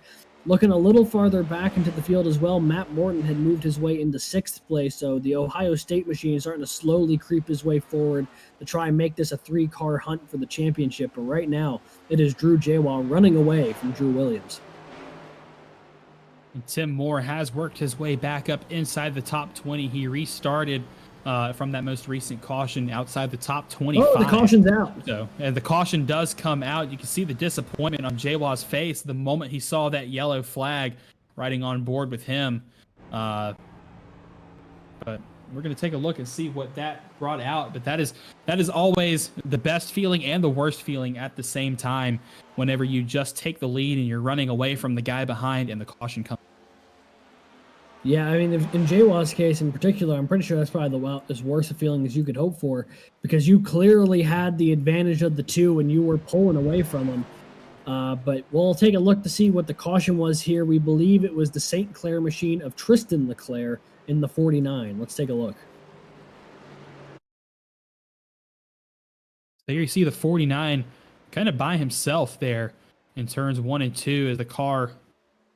Yep, it does the exact same thing that we've been seeing all night as that tank slap. He got loose out of 2, tank slaps back on him, and he smacks that outside wall. It actually broke the bumper completely off the car. At least he was able to collect it. Yeah, he kept it straight for the most part. I'm really not sure why a caution came out. Yeah, unless there was, virtual debris or something. But here comes everybody down pit road. Those front 2 cars are going to be in a critical battle here for real estate on pit lane, trying to get off first and second. Right now, Jaywall will be the first car in, but Williams has that last pit box. Will that come into play? Let's find out. Both cars into their box. I think Jaywall got in a little bit cleaner. The Jacks are going to go up a little bit faster on that side, switching over to the other side now. Yeah, Jaywall definitely looks like he's going to be able to leave quicker. The question is it going to be a big enough gap? Yes, it is. He's going to pull away with ease past Drew Williams. Williams will at least hold on to second, though. And Jake Cummings third, and then almost some contact there. Matt Morton drops from 6th to 9th, or maybe 8th. It looks like they're giving him 8th, yeah. Yeah, they're going to give him 8th, but still a 2-position drop for Matt Morton. Not what you want to see if you're an Ohio State fan or rooting for Matt Morton here tonight. He's going the wrong way there on pit road. One other thing of note that I'm looking at it, Tim Moore was able to gain a couple of positions on pit road, I believe. He was scored just outside the top 20. Now he finds himself inside of the top 20, currently 17th. So the Manhattanville College driver trying to slowly work his way back into this title fight as well.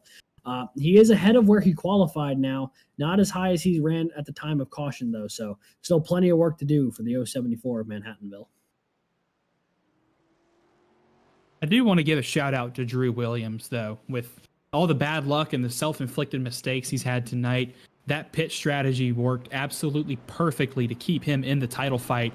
That brought him from outside the top 20 to now where he's going to be in second position on the outside, fighting for the championship. And as you see, Jared Kaler leading the pack right now. He's going to get the wave around, be able to unlap himself. But what a call from that Clemson team and those OWR guys to keep Drew out in front, just be able to fight with JY and bring him pretty much from the pits of defeat all the way. Now he's back in this fight. Matt Morton as well has just been he's been in and out of the top 10 all night, but it looks like he has really good momentum coming in his favor on the long run. So I think if you're an Ohio State fan and you're pulling for Matt Morton, you're going to be hoping for a long green flag run this time around, because that really worked in his favor. To a point we made a second ago with Drew Williams, it definitely was a good call to get him in position again. However, my concern, if I were in the Drew Williams camp right now, is I'm pretty sure now you've got one set less of tires in the rest of the field should you need it. That's true. That's true. So you do have the track position now, but that doesn't necessarily guarantee that you're going to be able to keep it for the rest of this race, depending on the way this race shakes out. So definitely something to keep an eye on there for the folks at home, is that Williams is back in contention here, but now likely down a set of tires, if my math is correct. Meanwhile, Matt Morton slowly starting to reel himself in. He definitely seems like a very good long run car. Will we get the long run, though, for that car to really present itself? That becomes the question. That was the longest run we've had so far, and we saw the Ohio State machine making his way forward, but we're running out of time for a really extended green flag run, so we'll have to see how that shakes out. And as for Tim Moore, slow but steady, trying to work his way back into this race. Currently scored outside the top 15, but it's the highest he's been since the opening 10 laps of this race, so can't count him out just yet. And there you see at the bottom of the screen, each driver has 4 sets of tires available for them to use. Drew Williams has used at least two of his, and Drew Jawa has used only one so far, to my knowledge. No, I think he's got 2. Williams has used 3 sets of tires at this point. So, interesting strategy call there. We're going to see if it works, whose favor it's going to work in. But the pace car is going to come down pit road. Our two of our championship 4 locking out the front row at the moment. Once again, it's Jawa and Williams at the front of the field as Jawa hits the restart zone, punches it. Barney throws the green, and into turn 1 they go. Everyone's on fresh tires here. I wonder if the cold tires are going to jump out and bite anybody like they had the opening couple restarts of this race. And as I said it, I thought the 88 of Andrew Stagey was getting really loose in the middle of the corner. And he is around. Looks like we're still green, though. At least the lights on the track are saying we're still green. So we'll continue racing into turns 3 and 4. Jawa leading the lead. But here comes Jake Cummings now up the second past Drew Williams. Williams will have to settle for third, and then it's 2x2 further on back. And if you're Jake Cummings, these are valuable points you need right now. He's trying to put as many cars as he can between himself and Matt Nordberg to try and secure the alumni class win tonight to get all the points he can. But now Williams is trying to get around Jake Cummings because he wants as little cars between him and Jawa. As the caution does come out, we're going to see for what. But I think Williams was able to get around Cummings before the moment of caution. No, it looks like he's conceding the position. And a hard hit for Michael Sidor as the whole front end of that car is completely gone. Yeah, the 15 has seen better days here. Heavy contact or heavy damage at least for Michael Sidor. Not sure if it was contact with another car or the wall, but whatever made contact with the 15. It did a good job putting it out of commission. That thing got towed back to pit road. So that's going to put him a number of laps down if that thing can even get back on track at all. I think that looks terminal. There was a lot of body work missing on the front of that car, some stuff bent up that I don't know that his crew is going to be able to repair. But if they do, it's going to take a while. But we're going to try and get a replay and see what happened as that bring out our 6th caution of the evening here on lap 58 of 133. Still just short of halfway in this race. Yeah, and as they run here, I'm taking a look at the timing table. Jawa was able to hold on the first. Williams dropped from 2nd to 3rd. Morton didn't change from 9th. Tim Moore, though, up from 17th to 14th. So he's definitely gained a few positions as well. He's really taking advantage of these restarts. But let's take a look at the replay here. Let's see what happened to Michael Sidor. So we're going to be following the blue Penn College car at number 15 in the middle of the machine. And there, yep, you called cold tires bit, and he snapped into that outside wall, actually caught Tim Wilms from Drexel University, and that car is completely done. Look at both toe links broken on the front of that car. Yeah, I was about to say, it takes a special kind of damage to that car to have both cars caving in toward the nose of it. But you can see how quickly he snaps back up. Williams tries getting down, and to Williams' credit, he doesn't just immediately fly down because otherwise he would have wiped out Kaler to his inside. So he tried shooting the gap. Unfortunately, just not enough room there for the 86 to make his way on by with no contact. So was able to spare the cars to his left, but was not able to get far enough down the track to avoid the spinning Michael Sidor.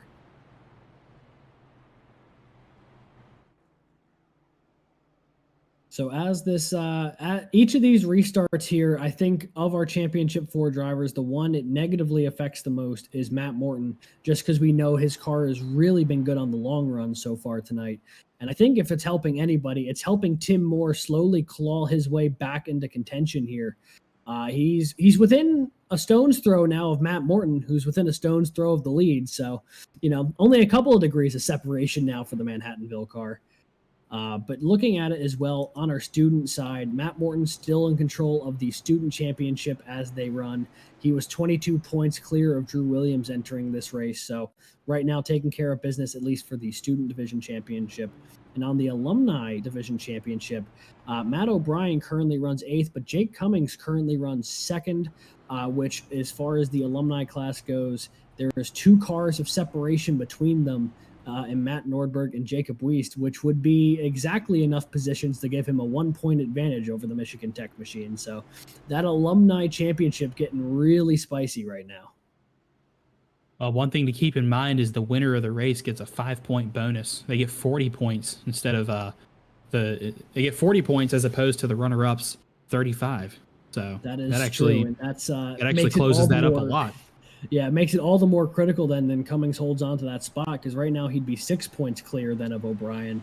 But if he falls behind Matt Nordberg, all of a sudden, instead of being 6-point clear, he's tied, because he will not only lose that position, but then also drop the points. So definitely a tight situation in the alumni race as they run. But looks like the lights are off on the pace car here as they roll through turns 1 and 2, half a lap from going green here again at Homestead, as we are just about at the halfway point of this race.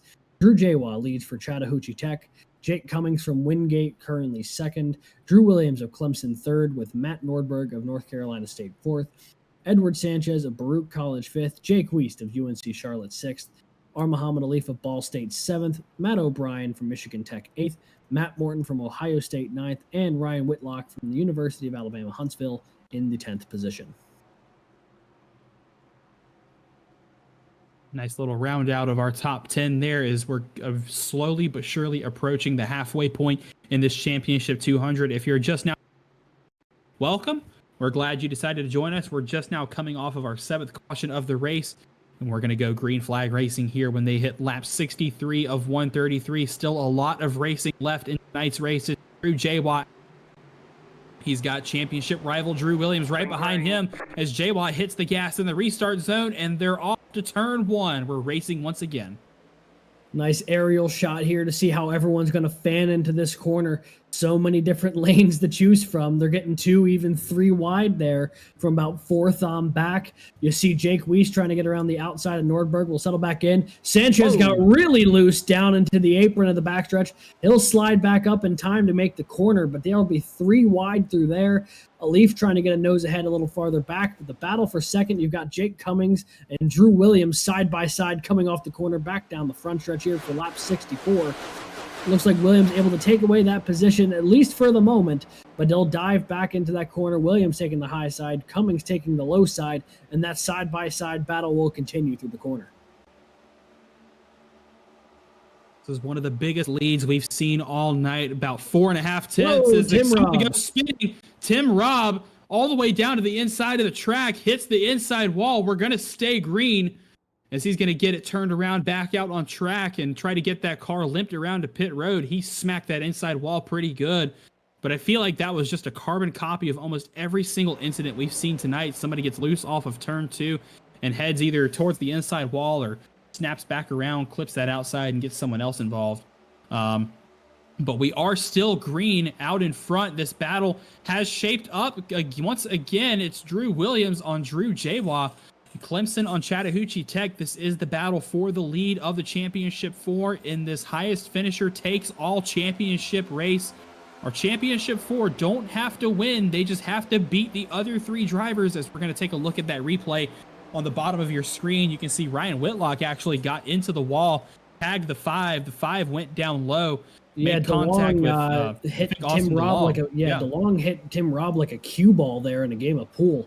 I mean, just ricocheted off him like a missile. Meanwhile, back up front, side by side, going into the corner. This is the battle for the lead. Drew Williams of Clemson on the inside, Drew Jawa of Chattahoochee Tech on the outside. They're still going to be side by side coming off of turn number 4. Jawa has the lead right now by a nose, but they'll still be side by side going into turns 1 and 2. The Clemson machine only a couple inches off of that white line. one lane lower right now than Drew Jawa and that Chattahoochee Tech machine. And as they battle, they're starting to let Jake Cummings try and claw his way back into the mix as well.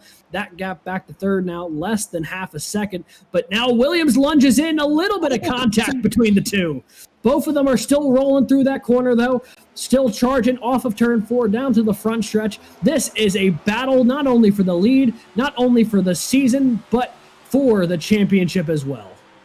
We are now officially halfway through this championship 200, 100 miles down, only 100 miles of racing left in this College Cup Series season, and it was elbows out for the 23 of Drew Williams as he's gonna get the lead, but can't hold on to it down the backstretch. The 3 of Jawa looks to the inside. They're about a lane and a half apart. Jawa going all the way to the bottom of the racetrack to get alongside the 23 of Williams. They're going to be side by side down the front stretch, momentarily 3 wide behind them between Cummings, Alif, and Nordberg. Cummings is going to walk away with the 3rd position as Alif and Nordberg still fighting for P4, and that's going to let Edward Sanchez into the fight as well, and that 26 of Barrett for Barrett College. Every lap that this battle with the leaders has continued, it has let every car behind them slowly work their way into the mix as well. They're not quite there yet, but they're a lot closer than they have been. Drew Williams holding on to the lead right now, just a couple of car lengths ahead of Drew Jawa as they make their way off of turn 4. It'll be lap 70 here at the line.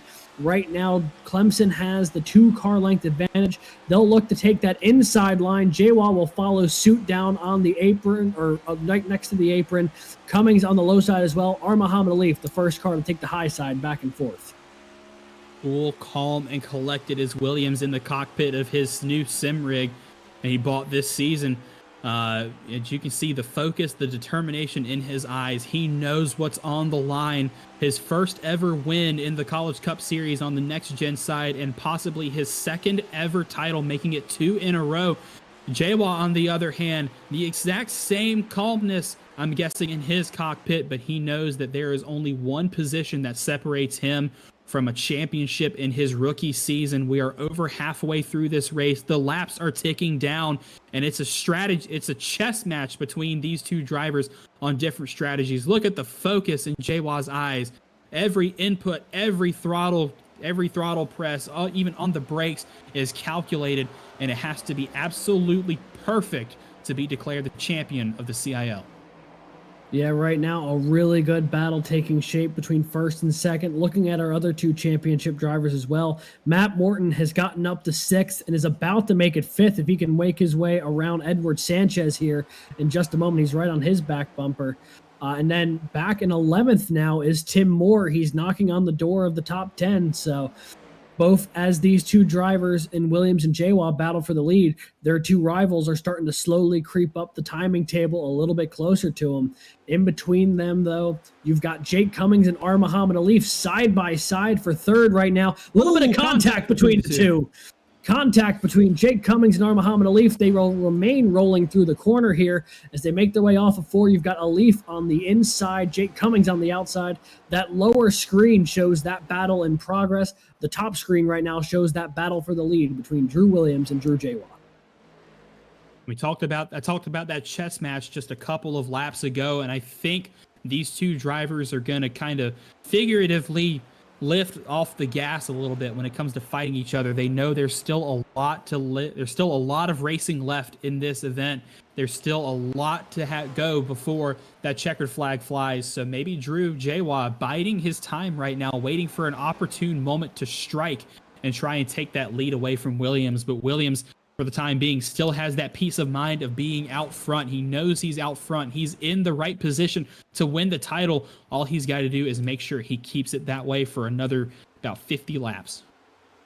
Yeah, still a long road to hoe here for Drew Williams. Drew Jawa has plenty of time to try and track him back down. And as we've been watching this battle on the bottom of the side of your screen here for 3rd, it's let Matt Morton get into the mix as well. Alif a little loose off the corner. Morton goes shooting through the middle. Past Alif he goes. He's got a nose in front of Jake Cummings now, able to clear the 007 as well. Matt Morton goes from 5th to 3rd in 1 straightaway here. And now, even though he's a 2.5 back of our leaders, Matt Morton has the opportunity to try to track him down in some fresh air.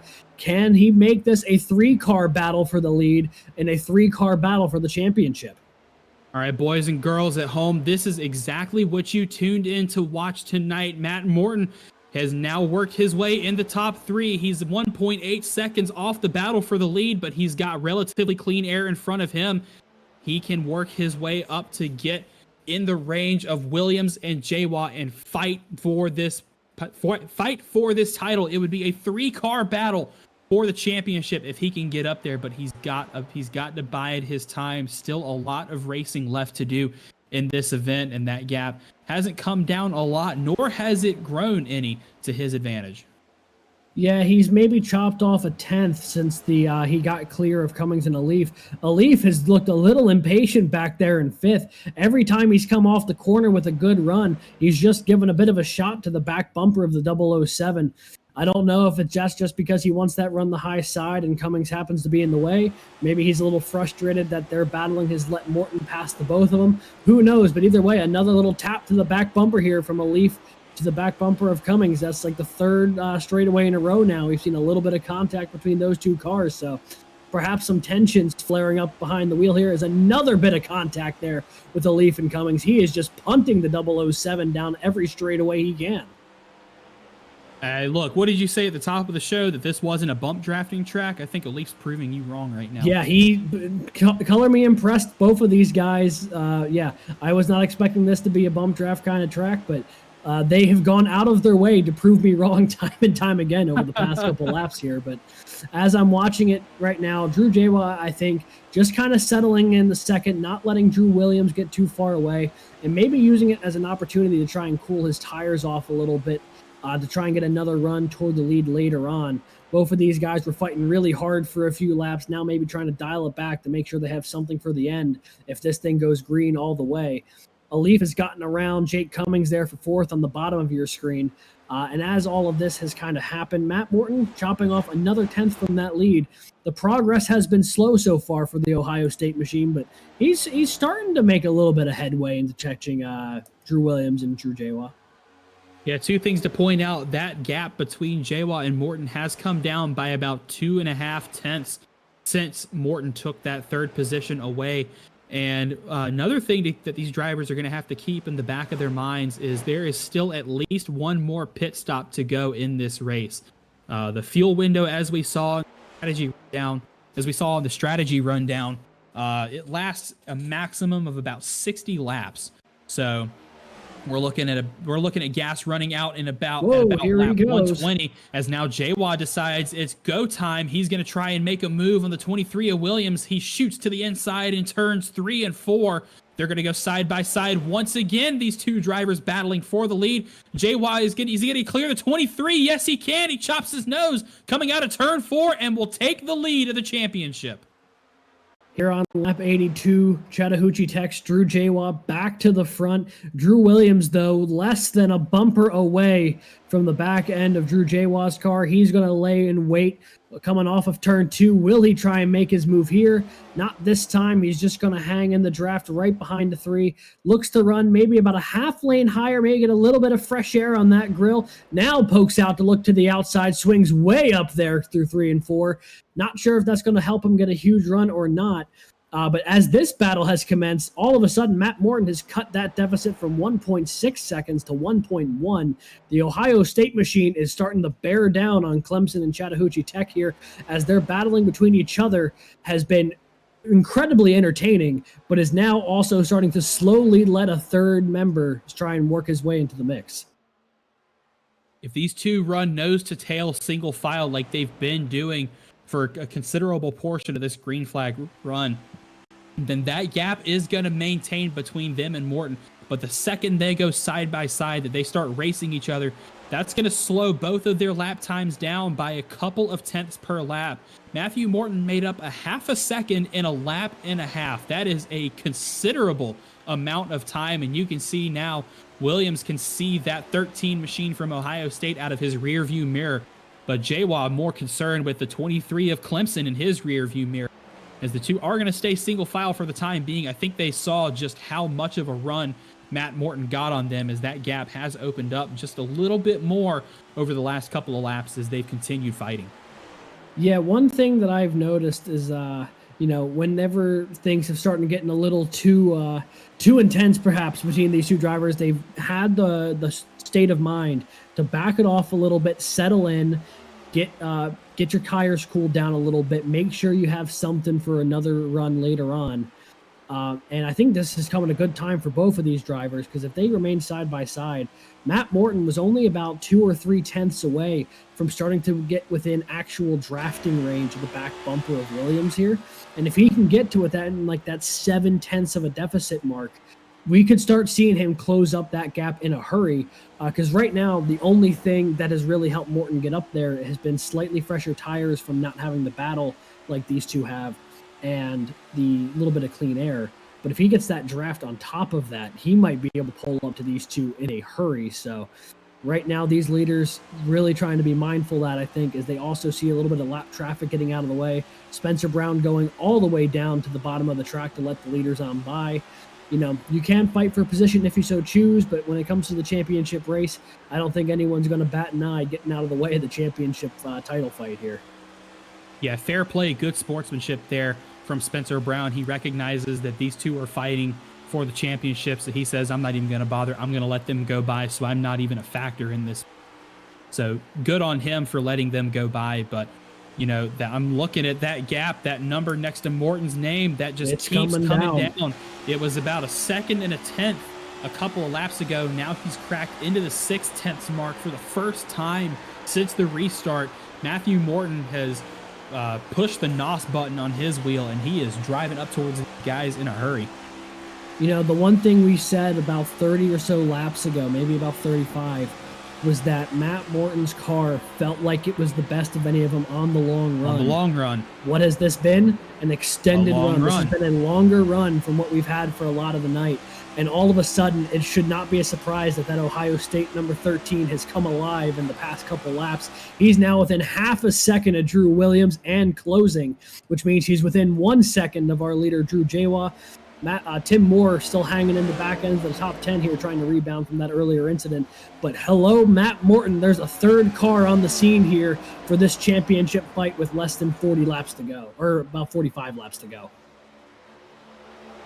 The pit window to get to the end is going to open on lap 93. That's when these drivers can come in and start doing the undercut. And if you're Drew Williams, you're going to want doing that really soon, because guess who's here? Matt Morton all over his back bumper. They're going to keep the same line though. Drew Jawan now checked out in front of the pack, 6 tenths of a second ahead of Drew Williams right now. Williams severely lacking on pace at the moment relative to his other two championship contenders, as now Matt Morton going to try and find a way to get around that Clemson 23 machine. But one thing to keep in mind is your position relative to the other drivers when you want to come down pit road. We're 3 laps away from that window opening, just as I said. So this race is about to get really spicy really quickly when these drivers start making pit stops. And now Morton looks to the inside and he dusts the 23 of Williams. He made that look easy. And now Morton can set his sights on the number 3 machine and possibly a College Cup Series title. Yeah, it looked like the 23 got a little loose through the middle of the corner in 1 and 2, and that little bit of a wiggle let Morton slide on by with relative ease. Ohio State will now take the second position away, half a second back of Drew Jawa, with nothing standing between him and the back bumper of that 3 machine now. So all of a sudden, if you're Drew Williams, you got to start thinking the strategy game. What can you do differently from these two guys to get yourself back in contention? Because right now the pace just is not there for the 23 car like it is for Drew Jawa's number 3 or Matt Morton's number 13. So right now, I'm sure a lot of gears turning in the head there. And also for Tim Moore, I'm sure there's a lot of thoughts happening about what can you do differently to try and gain this time back. He's about 6-7 seconds back of the leaders right now. So a pretty substantial gap. He might be, Williams, the first car to come down pit road. He's going to try and do a massive undercut here against our leaders. Will that force them down pit road, or will they stay out longer and try the overcut? And that's exactly what he's doing. Lap 93, when I said that window would open, 40 laps to go in this race. He's going to come down and get those fresher tires, use that pace advantage to try and get make up as much time as he can to these leaders. But man, what a drive right now from Tim Moore, who has cracked his way into the top 10 after pretty much being out of this race about 40 laps ago. What a drive from that Manhattanville machine to get back into possibly championship contending position based on how these pit stops go. And it's going to be interesting to see the pace differential between Williams and JWA as they come out. And JWA's got to keep that in the back of his mind, that Williams is going to be significantly faster than him and is going to gain time for every lap that these two drivers stay out on track. Yeah, that's going to be a huge advantage for him if this stays green. However, if there is a caution, that would absolutely sink the chances of the Clemson driver exactly where they were, where they would stand should a caution come out here, as you know, they would be trapped off the lap. Or is he back on the lead lap already? A caution. Well, actually, oh yeah, you're right, because he did go a lap down. At least I believe he did. The timing table down, actually, I think, maybe saying that he's not, but I also could be mistaken. Tim Moore now bringing it down pit road for Manhattanville College, the second of our championship four to come down pit road here. He's also going to try the Drew Williams idea here of just getting the undercut going and seeing where that gets him. It looks like they both may be on the lead lap still, so if there was a caution, they'd actually be in really good shape. Williams right now is scored as the first car one lap down. Oh, so okay. He would get the free pass, but he'd be restarting at the back of the lead lap cars, which would not work in his favor at all. So until JWA and Morton come down pit road, this is not working in the favor of Williams and Moore. But as we know with good old CIL races, there is always the possibility of a caution, and that is exactly what JWA and are not hoping for, or are hoping for at the moment. Yeah, the other part of it is that right now on pace, looks like Drew JWA is starting to pull away from Matt Morton. Looks like that Ohio State car kind of got away from him the moment he got up in the second. The pace just seemed to have fallen out from the bottom of the 13, so not entirely sure if that was a calculated one or just the car is not handling the way it was a few laps ago, but that gap is back to now about 3/4 of a second between JWA and Morton. And it does not have any real signs of closing anytime soon. Meanwhile, on these faster tires, it does look like Drew Williams and Tim Moore making significant progress against those on the older tires. Yeah, Williams' last lap was a 33.326, or excuse me, a 32.969 is what he just ran. Drew JWA just ran a 33.895, so a second pace differential per lap between Williams and JWA at the moment. Williams is catching JWA by a second a lap right now for every lap that JWA stays out, as well as Matt. But an advantage right now is going to mean deficit later on in the race, as the longer JWA and Moore stay out, the better tires they're going to have. As you see with the effect that new tires can have, Matt Nordberg absolutely shot by that pack of four cars. I believe he is a lap down, so that is not, or yes, that was for position actually. Holy cow. Yeah. This is a lot of the cars who have not come down pit road yet versus Nordberg, who just came down pit road. And you can see that pace differential through the corners. I mean, this 076 can just rip it compared to some of these cars who have been on tires for the past 30, 40 laps here. So it is definitely starting to be planted in the minds of a lot of drivers. If that's what new tires can do, maybe I should come on down pit road and get myself some of those. But right now, looking at it, we are on lap 100, now 101, which means 33 laps to go here in our championship 200. Drew JWA leads by 0.8 of a second over Matt Morton. The two championship rivals not currently inside the top 5. Drew Williams back inside the 14th position, who just came down pit road for fresh tires, and Tim Moore back in 20th, who is also on fresh tires after just coming down pit road. So what we're seeing unfold right now is two different strategies. The 23 and the 074 are the same strategy. They came down pit road, got the new tires, and they're going to hope and pray that a caution does not come out. If it doesn't, that's going to really work in their favor. Drew JWA and Matt Morton, our two leaders at the moment, are staying out as much as they can to hope that caution comes out so they can come down pit road and get those tires. But I think I saw the 23 of Williams trying to get around the 13 of Morton. Williams is going to unlap himself, and that is when J-Watt and Morton decide to pull the plug, and Drew Williams goes by. He will unlap himself and get back on the lead lap, as well as all the other cars that have pitted. Or no, nobody else came in. But J-Watt and Morton are coming down pit road. They decided to pull the trigger and get their tires. But this is the battle for the championship lead at the moment. Who's going to get into their box better? Who's going to get out better? It demands absolute perfection on pit road. Both cars with their right sides up. They're taking 4 tires each. Now the left side's up a little bit quicker on the 13. He got into his box quicker. Away he goes. He pulled. Where is J-Watt going to come out in front of him? Yes, he will. J-Watt maintains the lead between those two drivers and may have gotten a pretty decent gap as well, because they were nose to tail coming down pit road. But look at the gap between J-Watt and Morton, at least of about 4 or 5 cars, and that's going to come out as we do have a caution. Whoa, big pile up on the front stretch. Andrew Burl, Andrew McCall, Nick Stockner all around here on the front stretch. All 3 of those cars piled up on the entrance to pit road. We're taking a look here. You see what happened? Looked like contact between Stockner and McCall, and then Burl comes in with a full head of steam. Hopefully all the pit crew members weren't over the wall yet. They must have had to jump back over as the 88 went sliding down in the pit road there. McCall got a tow back to pit road.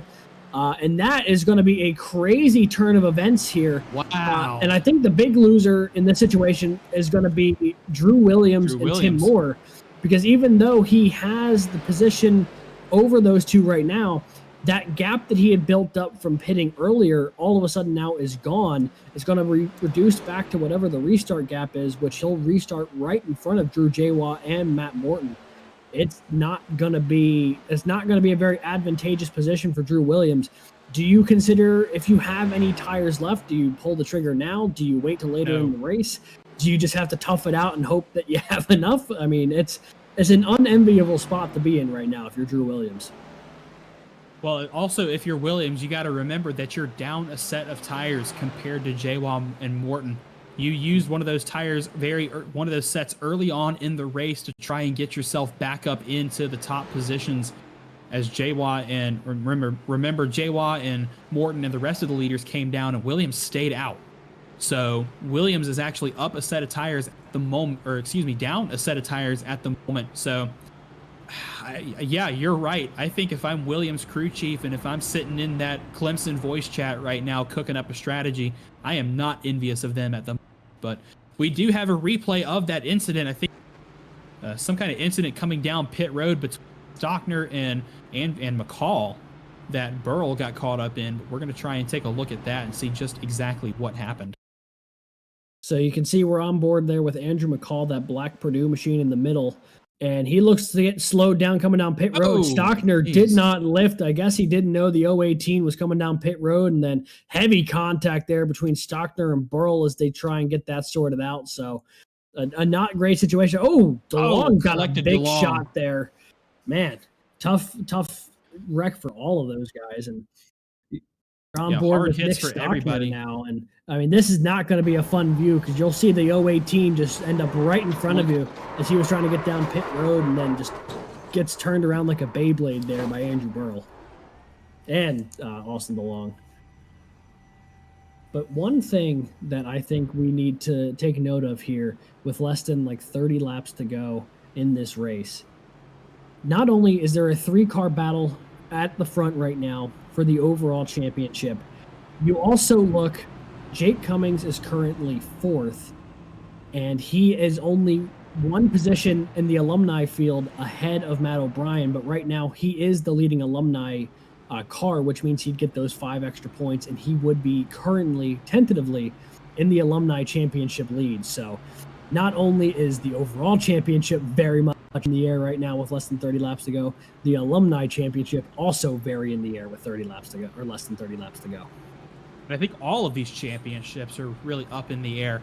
But man, if you're Drew Williams, you're going to be hot on the mics. Next, we brought out that caution that may have just had a very significant impact on your shot to win the College Cup Series championship. Williams tires are about 10 laps older than Jawa and Morton's tires, and that's going to be about a half a second a lap differential between those cars. So a lot of cars lined up here at the front to take the wave around. Sanchez, McCall, I see Bedimlik, a couple of Ball State cars behind them as well. I think that's Stagey, as the lights on the pace car are going to come on.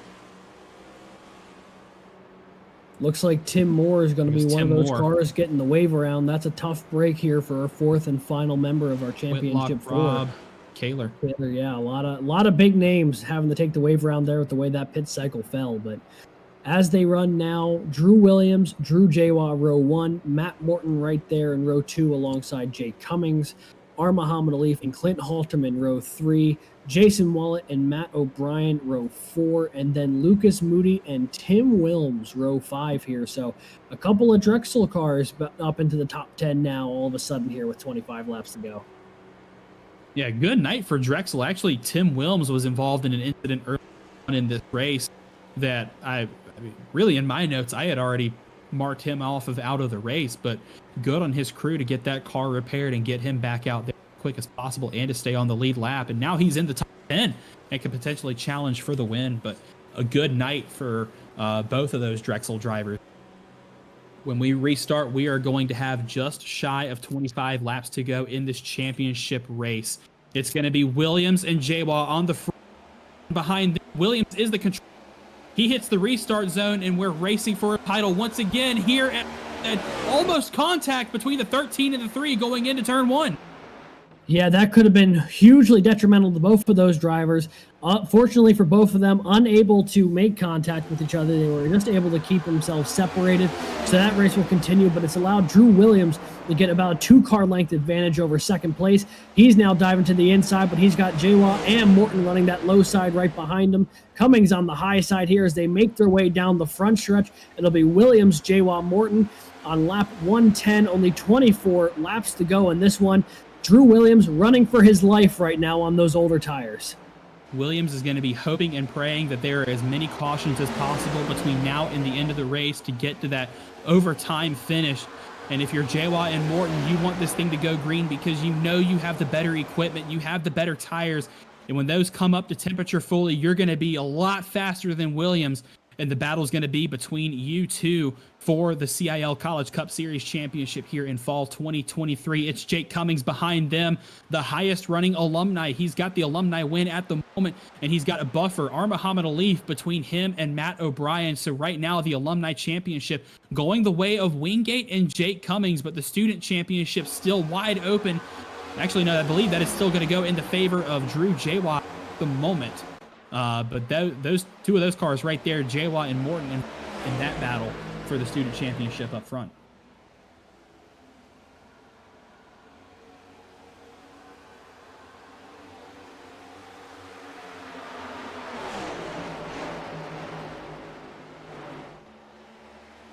Williams is able to maintain that lead for the time being at the front of the pack. It's a pretty significant. It's about a 3/10 gap back to Drew Jawa, and another 3/10 from Jawa to Morton. We've got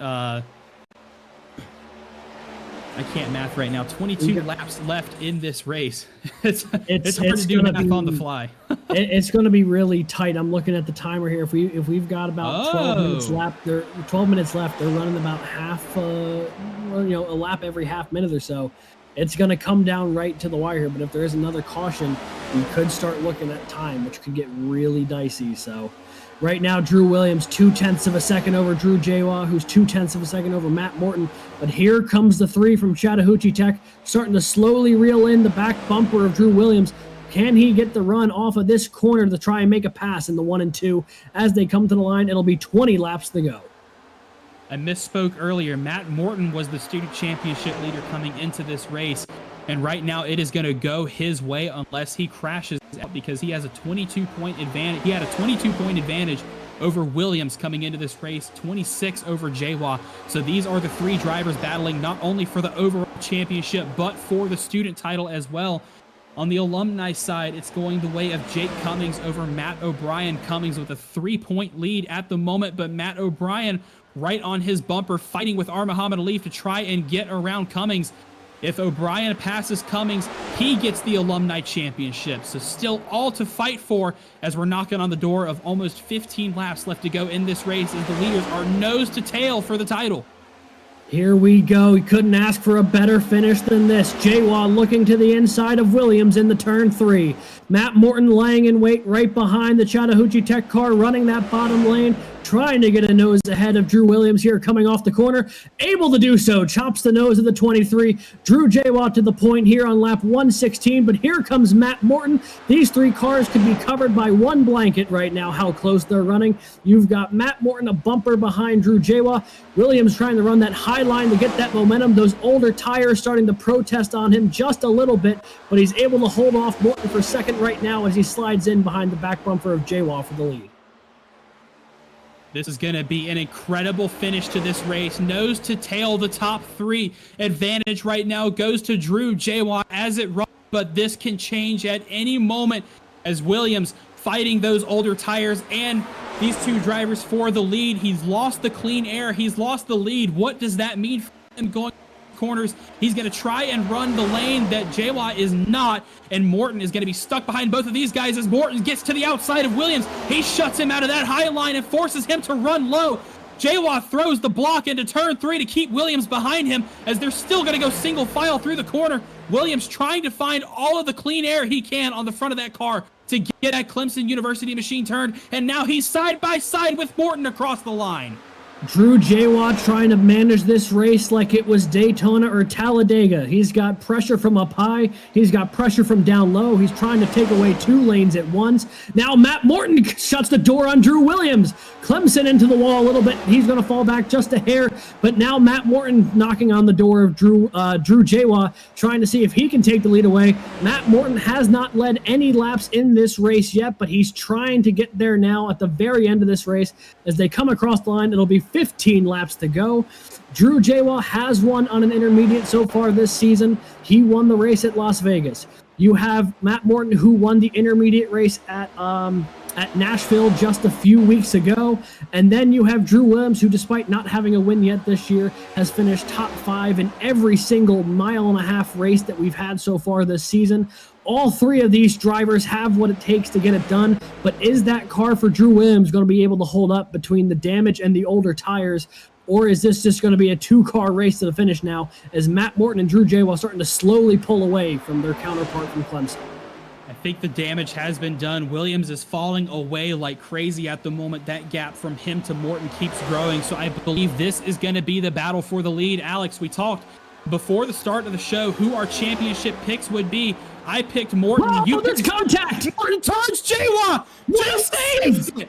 Oh my save! Drew Jawa with the save of the year. He's going to keep himself in titles contention for now. He's on the back bumper of Drew Williams. How did Drew Jawa hold on to that car? Wow. Only 13 laps to go, and we still have a three-way fight for the lead here. Matt Morton, a half-second advantage, but this battle's not done yet, and if Drew Jawa can get to the back bumper of Matt Morton, oh, is it about to be Armageddon out here at Homestead, Miami? Matt Morton and Ohio State just turned the 3 of Jawa to take the lead here in the Championship 200, possibly the title-winning move. We're getting ever so closer to that 10 to go mark as now Jawa stuck battling Williams as Morton now with a 0.6 of a second advantage at the front of the field.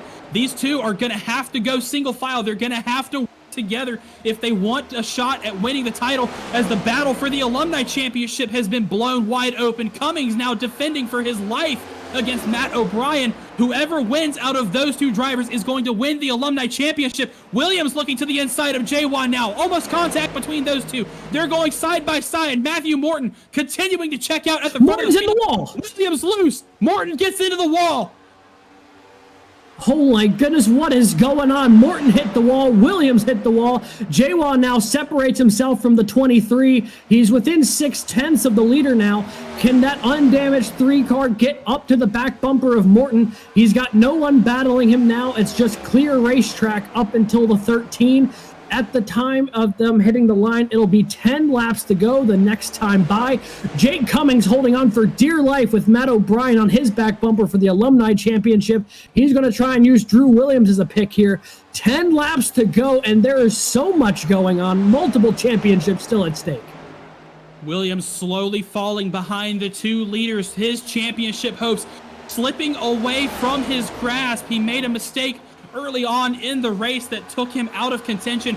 Pit strategy call brought him back into it, but now it might be too much, too late here for Williams, as the 007 of Cummings is going to get by. Williams on that high line. Cummings now with a car between him and O'Brien. It is the Alumni Championship that's going to go to the favor of Jake Cummings still at this moment, but it's Morton out ahead of Drew Jawa. That gap maintaining at about 6.5 tenths. 9 laps to go. You can see that timer counting down at the top left of your screen. Not much time left to make a move, even less time to get to the back bumper of Matt Morton now if you're Drew Jawa. At this point, Drew Williams' chances at a championship may as well be done and dusted, now falling back to the 6th position as Halterman goes on by.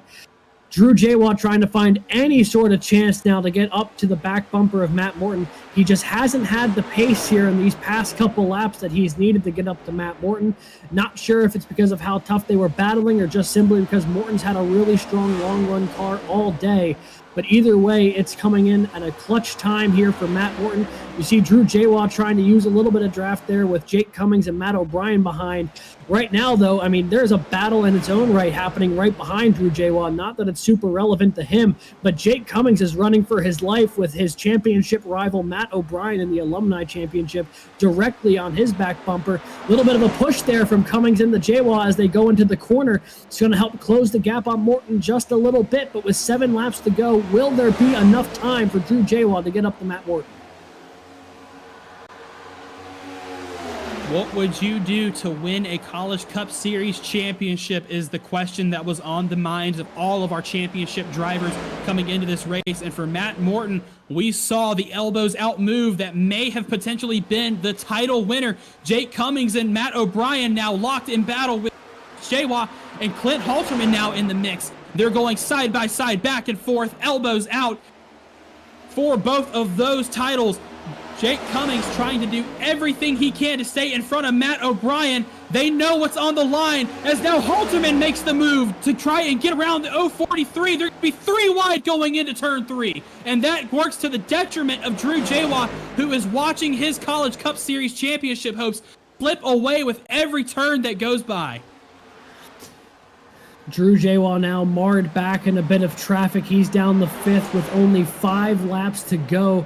The Chattahoochee Tech car had been so dominant all day, but after contact between him and Matt Morton, let's not forget that was maybe one of the most incredible saves I've ever seen. However, it has maybe stacked the deck just a little too hard against the driver of the 3 car now, sitting several positions and about a second back of his championship rival Matt Morton. Matt Morton's got a lot of open track in front of him here, and right now Jake Cummings still holding on to about a slim 3/10 lead over Matt O'Brien. That race for the Alumni Championship still not settled yet. 4 laps to go here in the last race of the season from Homestead, Miami. And with 4 minutes left on the race timer, a caution between now and the checkered would end the race. 4 laps from now until the end. What is gonna come first? Is it gonna be the checkered, or is battling inside the top 5, top 6 gonna bring out a caution? Drew Jawa has watched his College Cup Series hopes slip away from him. Drew Williams now out of striking distance with now 3 laps to go. It's Matt Morton out in front of Jake Cummings, but Cummings and O'Brien are still fighting for that alumni position, that championship, side by side for second and third overall position before the alumni class win. Halterman gonna try and go underneath the 3 of Drew Jawa to relegate him another position and make it just that harder for him to win the title. He's gonna have to keep it clean if he wants a shot, but it looks like it might be too little too late. 2 laps to go in this race when they come across the line. It's Cummings and O'Brien nose to tail. Cummings has somehow stayed in front of O'Brien this entire time. Cummings favoring that high side, O'Brien down low. as now JWoww slipping into the clutches of R. Muhammad Alif as they're going to try and stay in front of Andrew Williams, but it is right now going the way of Matthew Moore and Ohio State, coming through turns 3 and 4 to see the white flag. One more lap for Matt Morton when he comes down the front straightaway until he can call himself the College Cup Series champion. This past summer, Matt Morton dominated the Throwback Cup Series, but ultimately missed out on his shot to finish the job and win the title. This season, he dominated once again, but this time the outcome is gonna be different. With only 2 turns left to go, that elusive title for Matt and Ohio State will become a reality. He's been the front runner all season and has capitalized exactly when he needed to. And as he comes out of turn 4 for the final time, he sees the checkered flag and cements his place in College Cup Series history. Matthew Morton is a College Cup Series champion. Ohio State picks up the victory. Jake Cummings will finish second, Clinton Halterman third. Matt O'Brien down in the 6th position means, tentatively speaking, Jake Cummings will be crowned the alumni champion for season 9 as well. Matt Morton, in addition to picking up the overall championship, will be credited as the student division championship as well. So a second piece of hardware here to go for the number 13. And you see a couple of cars coming up, giving them a bit of a celebratory tap to congratulate Matt Morton on a victory that was, to put it lightly, hard-earned. And that was a very hard-earned victory indeed. It was a long race. It was a race of attrition. There was absolutely nothing that came easy to any of these drivers fighting for a title, as Matt Morton is going to burn it down for the first time as the reigning College Cup Series champion. Congratulations to him and Ohio State. What an incredible job they have done all season. They've been in the mix, in the hunt of the win for almost every single race, and it's well deserved for all of them. What a race, honestly. You see a bunch of cars doing burnouts out there, trying to figure out who everybody is. I think Schulenberger's out there celebrating with Jake Cummings for his celebration. That's the Wingate Championship, yeah. Yeah, and I believe Edward Sanchez is in a technical alliance with the Wingate car, so I think that's why he's out there. And you see, I think that's Tim Robb parked up on the front stretch, but Matt Morton burning it down to celebrate his College Cup Series championship. And looked like we had some picture-in-picture going on there for a second of Drew JWoww, who understandably probably just taking a second to reflect on the race that was right there until the very end. That's a face of contemplation. That's a face of possibly disbelief. A face of a man who knows that he has lost it all in the final laps of the season. You got to feel for Drew JWoww. What an incredible competitor. What an amazing race car driver. He came into this season absolutely guns a-blazing as a rookie. He was one of the favorites to win the title from early on, and he was in the hunt right up until the very end. But let's go ahead and talk. Yeah, I was about to say let's take a second to talk to the new CIL College Cup Series champion from the Ohio State University, Matthew Morton. Congratulations on the victory and the championship. Thank you, guys. I don't know how to feel after that win with the contact me and Drew had going for the championship win there in turn 3 super late in the race. It cooked his tires and really didn't give him much of a fighting chance after that. So yeah, I hate to do something like that, especially for a championship, but it feels good to cap off a good season and end with a championship. Well, Matt, congratulations on the title. Thinking back to the summer season, you were dominant in the Throwback Cup Series with the Gen 4 cars, but you weren't able to finish that job and win that title. A lot of people had you as the favorite to win that series. Now, fast forward to this season, you displayed your dominance again. You won now 3 races this season, or excuse me, 4 races this season now, and you were able to finish the job. How does it feel to get it done? It feels good, as I said earlier. Being able to put together a good season in a car I'm not too familiar with.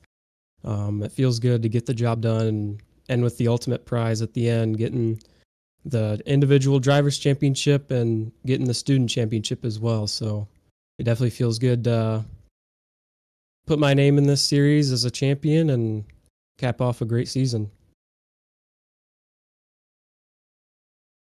So one more question before we send you off. What does this, you mentioned that you were really familiar with this car. What does this mean to you, this title in this car, going into the rest of your CIL career? Is this the start of something bigger, or is this the top that you're going to try to stay at for as long as you can?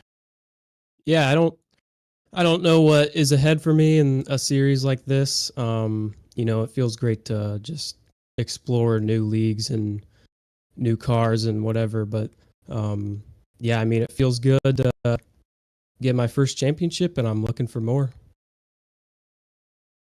Well, Matt, congratulations. You are the College Cup Series champion here, Season 9, Fall 2023. Is there anybody you'd like to shout out and thank before we let you go?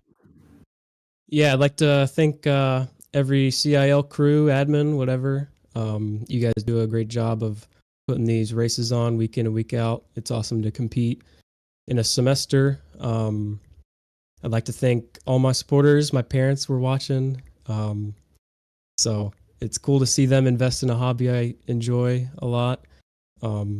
Like to thank Ohio State, or shout them out at least. Love being a student there, and it was a dream to go here as a kid. So it's awesome to get a championship representing their name. And yeah, that's pretty much it. Congratulations. You have put Ohio State at the top of the CIL College Cup Series, and hopefully you're going to stay there for a while. And I know we've been beefing about it all season, but I'll give you a go Bucks for that one. Thank you, guys. Congratulations again, man, and we'll see you next season. Thank you. Ladies and gentlemen, that was Matthew Morton's first interview as the College Cup Series champion. Congratulations to him on a phenomenal season, on a phenomenal drive tonight. And you heard him kind of apologize to J-Watt about that contact. It was unintentional, I believe, just close racing between those two competitors. Yeah, I mean, all three of those cars were fighting tooth and nail with less than 20 laps to go. I mean, it really could have come to any one of those three, and just a bit of contact there with just how tough they were racing. Obviously, a tough circumstance for Drew Jawa, and obviously Matt Morton not overly thrilled with the way it shook out. But he is happy, obviously, that he won. But you can definitely tell if he came down to it and he could try it again, he'd love to have won it without the little bit of contact there with Jawa.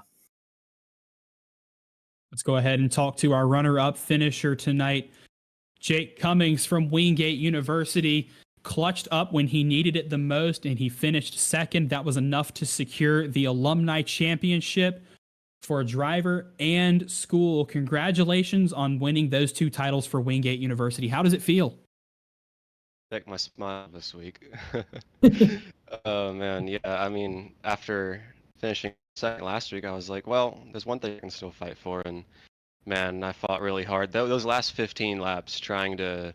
Hang on, I gotta mute iRacing voice. They're talking too much. There we go. Sorry.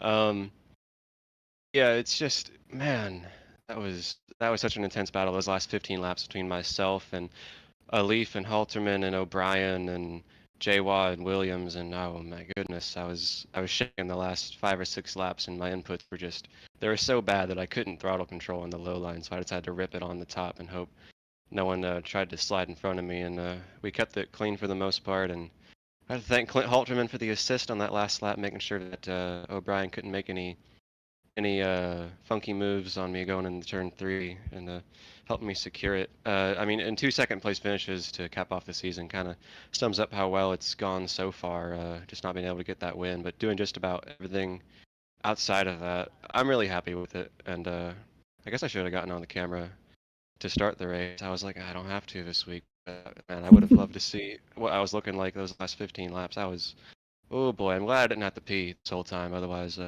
some might have come out. Well, I wanted to ask you, you touched on the fact that it really came down to the two cars who were fighting the most in that alumni championship. The battle on track presented itself as well in the closing laps. What was it like battling your alumni championship rival right down to the final lap? Well, I mean, going into it, just to start, I was so surprised that Moore was even in it. But I mean, I didn't see him all night, so I guess I got real lucky there. And man, yeah, we were right around each other for the whole race. Well, not the whole race, but the first half of the race, we were really close to each other. And then I kind of got some separation from him in that long run, and then he got back up to me with that pitch strategy, and then I was thinking, oh boy.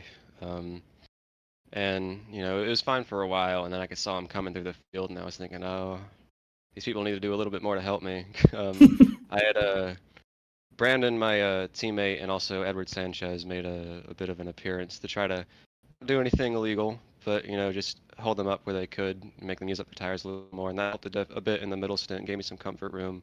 That really helped me pull out that gap, and but then at the end it was just me, and it was all up to me to make it happen in the end, and it made it a lot more satisfying, to be honest. I mean, you never want to be in that stressful situation, but it was so much fun, and it just reminds me why I love league racing so much and why I love iRacing so much, and how I'm so excited to be able to do this and get back into that student section next fall for sure.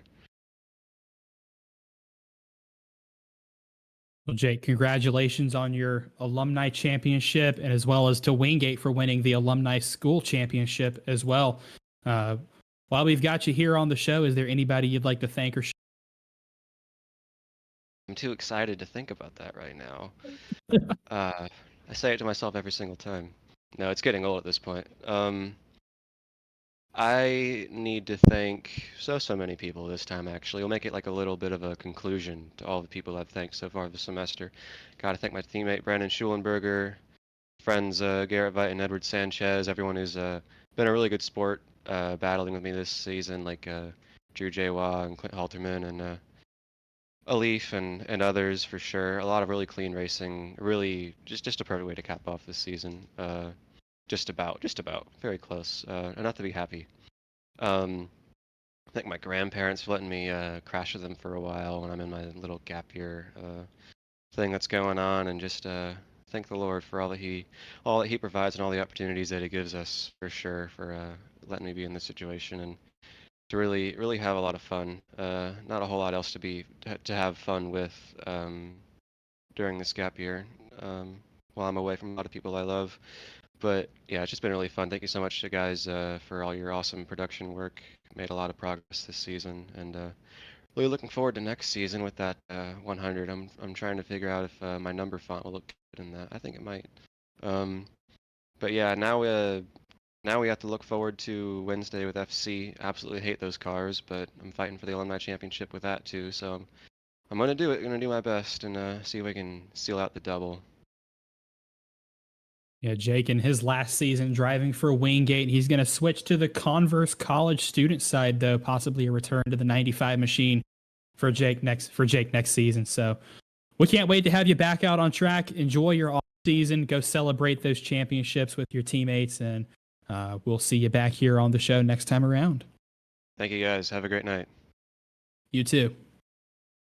That was our runner-up finisher tonight, our alumni champion, Jake Cummings, as well as our school alumni champions, Wingate University. What a great battle between him and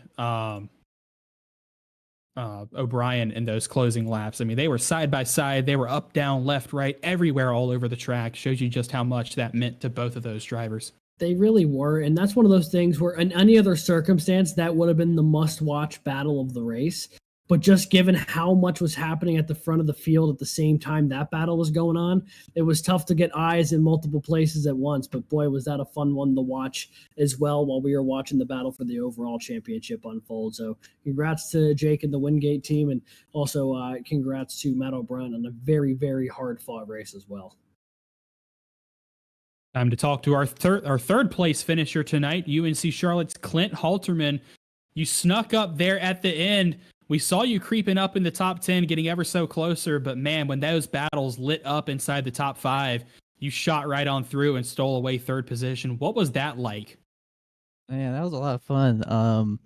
Especially because my race was going terribly for the first half of it. I started last, failed tech inspection, so had to start last. Then twice I was facing the infields coming off turn 2. And then I cut a lucky break on that long run for the first time ever. Trying to guess the pit strategy, I got it right and was leading. So I had a little bit fresher tires, which I think helped me there. But yeah, my car, I was pretty bad on the short run, but once we got like 10, 20 laps on the tires, I just felt really alive. The car loosened up, and I felt like I could really drive it a lot better. But yeah, it was chaos looking in front of me, but that was a lot of fun. And yeah, I don't know, that was just it was good to get a good result after how terrible my race was going. Yeah, about to say, you kind of just appeared on the scene at the end there after we saw you get caught up in a couple of incidents early on. Obviously, a podium finish at the end of the year may not be a victory, but at least is some good momentum going into the spring. Is that the way you're going to look at it, or are you going to treat it more as a what could have been? Yeah, it's always nice to run well. It's nice to end on a podium, for sure, 2 straight podiums. I kind of look at it compared to my spring season, and I don't know how many podiums I got, but I only got 2 in the spring, and I easily got more than that, like 6 or 7 or something like that. But yeah, it's nice to end on a on a podium. I think every single podium I got in this year has been 3rd, so I just need to gain a couple of spots there. But I guess someone was waving behind me. That would have been my roommate Jared. Did he just appear? I guess he just appeared behind me. I saw him in the mirror in the bathroom. He didn't actually appear. That was so funny. He angled himself the right way to only be visible in the mirror. It is not Jared Kaler. Ironically, it's not Jared Kaler. It's we may see him.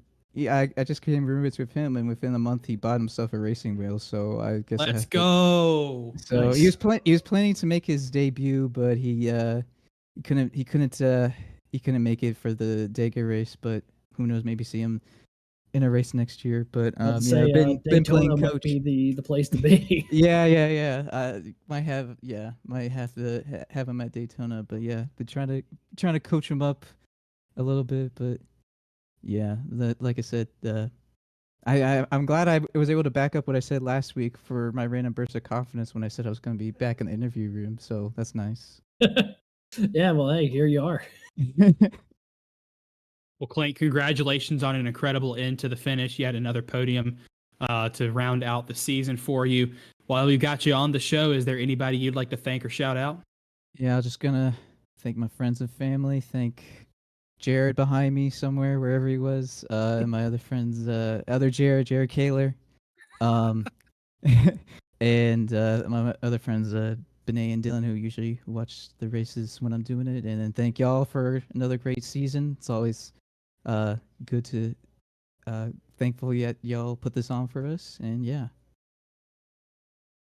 Congratulations again on your 3rd place tonight in the Championship 200, and we can't wait to see you and your roommate possibly next season. All right. Thank you, guys. That was our 3rd place finisher tonight from UNC Charlotte, Clint Halterman. That's going to round out our interviews of our podium finishers. A couple of other special interviews we'd like to do. Let's talk to Drew Jawa from Chattahoochee Tech. One of our Championship 4 contenders came up just a little bit short.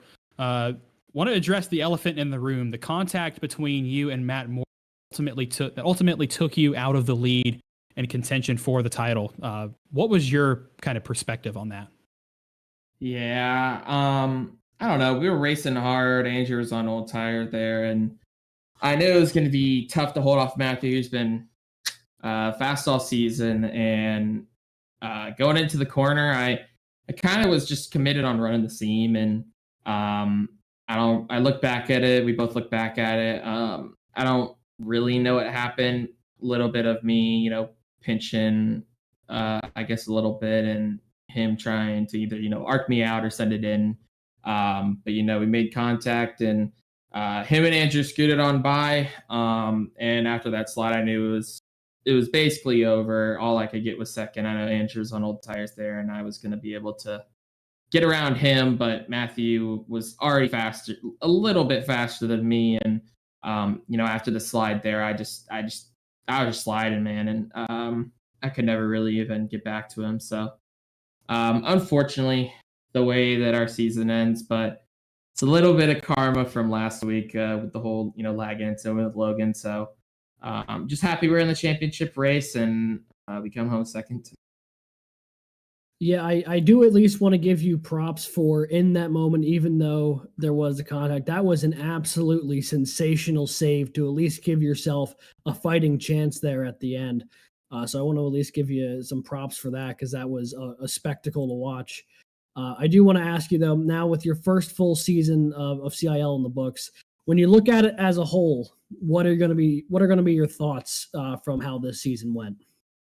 Yeah, it was a really good season. I mean, we worked well at Daytona, and throughout the season, we collected good finishes, leading the points for a good while there. But we missed Talladega, then we lucked out last week in Michigan, and we made the Final Four, gave ourselves a shot.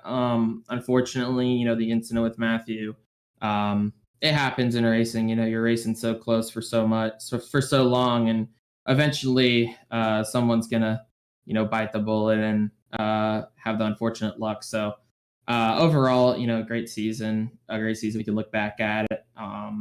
Second place, 3 Nexus cars, or ex Nexus drivers, in the Final Four. And we're good, respectful racing all season long. Unfortunately, there's a little bit of contact between Matthew, like I said, but it was a fun race overall. Well, Drew, in your rookie season, you are the championship runner-up. Like you said, your Nexus Esports teammates working together to take 3 of the 4 positions in the Final Four. I think that's a pretty proud accomplishment there, and we're excited to see what you can do next season. But while we've got you on the show, is there anybody you want to thank or shout out? Yeah, shout out to you guys in the broadcast booth. It's always been a pleasure to talk to you guys. Shout out to everybody who runs the league. Shout out to Andrew and both Matthew for throughout the race racing me super cleanly. Unfortunately, Timothy J. Moore got caught in incidents that weren't his fault. But respectful racing from the championship 4 all around.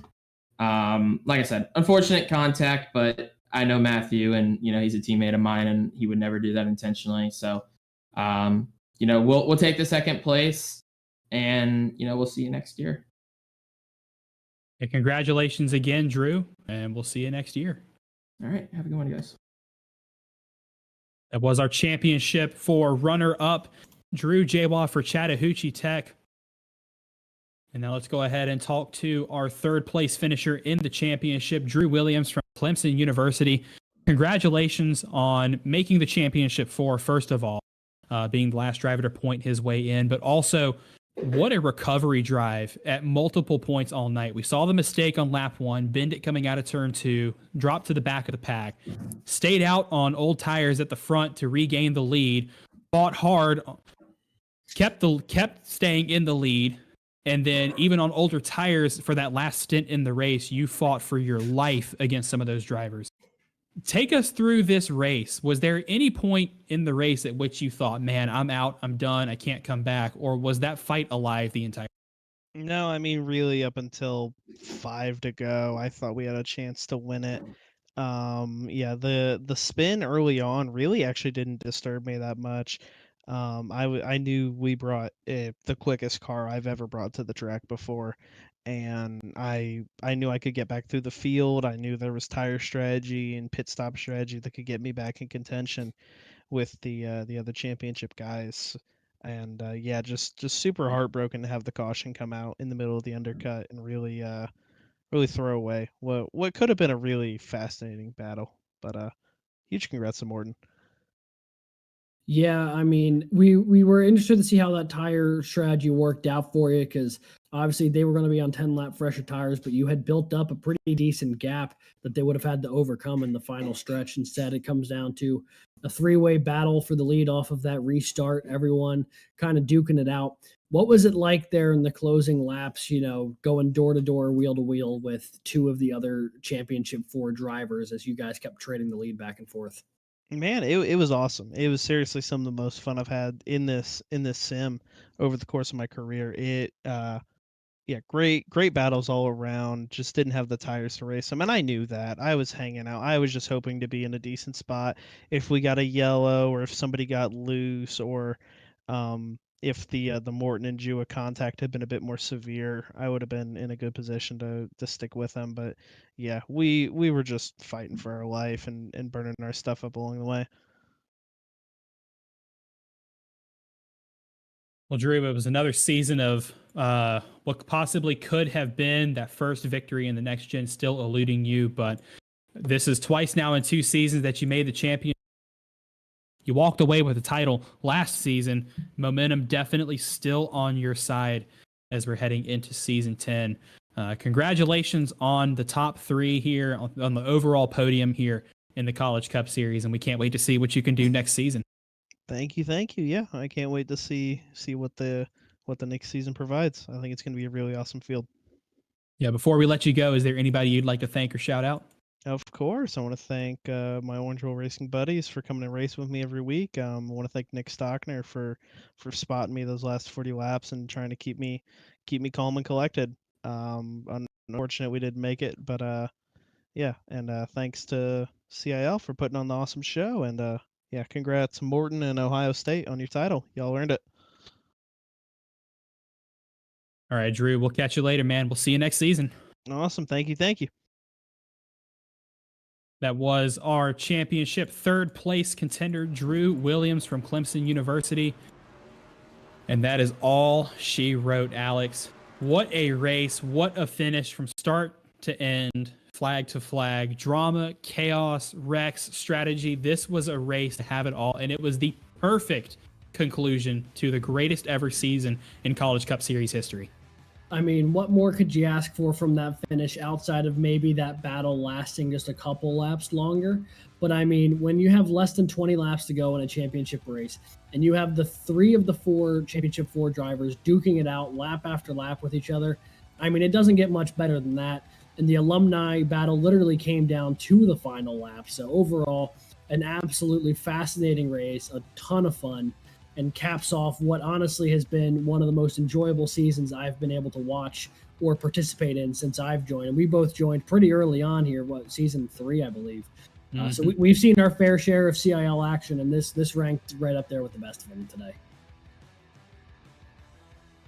Well, as this season draws to a close, we're not going to put the cap on it just yet, as we still have our final finishing order to look through from tonight's Championship 200. Producer Christian, if you are ready, take it away, Alex. You betcha. So Matt Morton from Ohio State University picks up the victory here tonight in dramatic fashion. Jake Cummings will bring it home second and take home the Alumni Championship for Wingate University. Clinton Halterman from UNC Charlotte will round out our podium here tonight, just ahead of Ball State's R. Muhammad Alif. Drew Jawa was right until the mix until the very end, and he'll bring it home 5th for Chattahoochee Tech. Matt O'Brien comes up just a little bit short in the Alumni Championship tonight. He'll finish 6th. And then Drew Williams, who is also in the mix for the overall championship tonight, will bring it home 7th for Clemson after a hard-fought battle. Matt Nordberg from NC State will bring it home 8th, with Jake Cummings' teammate Brandon Schulenberger finishing 9th for Wingate University, a double top 10 day for them. And Jason Wallet from Drexel University rounds out your top 10. Finishing P11 is Edward Sanchez for Baruch College. Good strong day for him. Jake Wiest from UNC Charlotte finishes 12th. Andrew Stagey from Ball State, P13. P14 goes to Ryan Whitlock in Alabama Huntsville.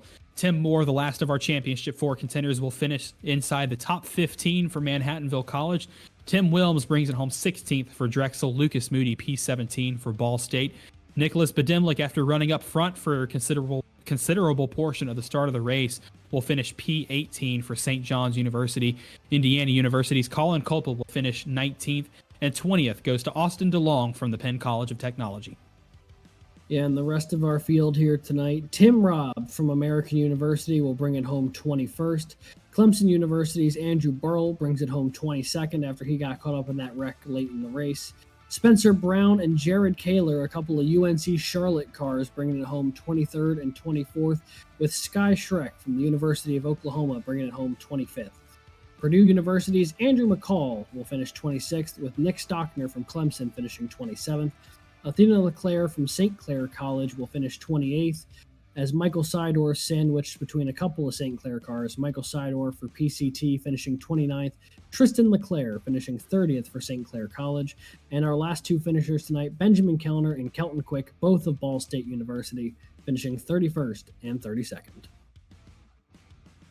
Well, to the victor goes the spoils, and Matthew Morton and Ohio State have won their first ever College Cup Series titles and sit at the pinnacle of collegiate sim racing. They also won and swept the student titles. Matt Morton is the individual student champion, and Ohio State is the college student champion. On the alumni side, Jake Cummings in his final season with Wingate will gift them the alumni championship and himself the individual championship as well. And we're once again at season's end, and we've crowned a new champion. The champagne was sprayed, the track's gone cold, the lights are turned off, and the haulers are headed home. It was an extremely competitive season, possibly the best in College Cup Series season, and we are extremely privileged and honored to have been on this journey with you all through the course of this season. We're glad to have brought you all the content, and most importantly, we are glad that you decided to tune in and for your favorite drivers, support us, and watch. So for the final time this season, until the next season, we would like to say thank you for watching on behalf of all of us here at the CIL, myself, co-commentator Alex, producers Christian, John, and Keith, as well as all of us here at the CIL. And until next time, stay fast.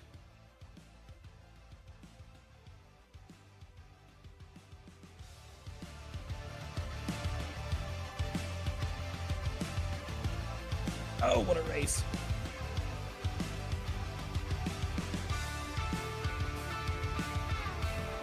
That What a race. was actually like a crazy good race. That was the best race of the season. That was. Hands.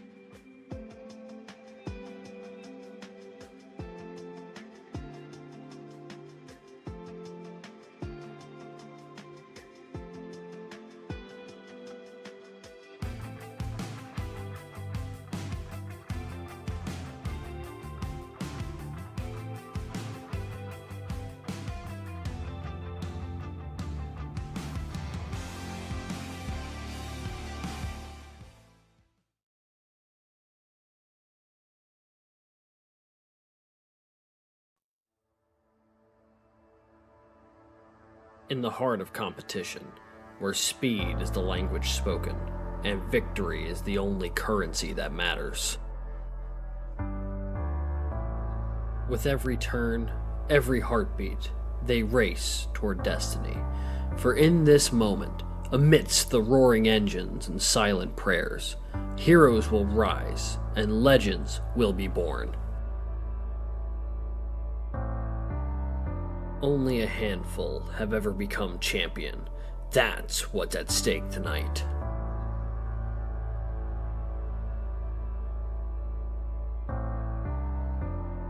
Under the glaring lights, 4 drivers stand at the crossroads of history, and in the end, only one will emerge as champion. As you stand upon the edge, woven by a single thread, This is the championship race. This is the ultimate showdown. This is history in the making. As you stand upon the edge, hanging in the balance, and fate may fall down upon you, while the devil is knocking. So are you restless? Each night you hear the drum is ringing. Awaken, awaken, the voice begins to call you while you hunger. Taste of destiny you're searching for. Awaken, awaken, awaken.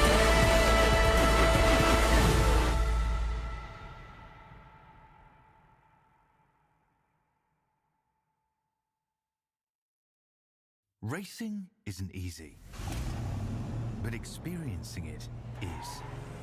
iRacing puts you in the driver's seat with the industry's leading sim racing game. Drive on laser scan replicas of the greatest racing circuits from around the world. Go head to head against other drivers chosen by skill-based matchmaking to ensure competitive racing at every level. Compete across all your favorite series in officially licensed cars engineered to deliver the most accurate driving experience possible.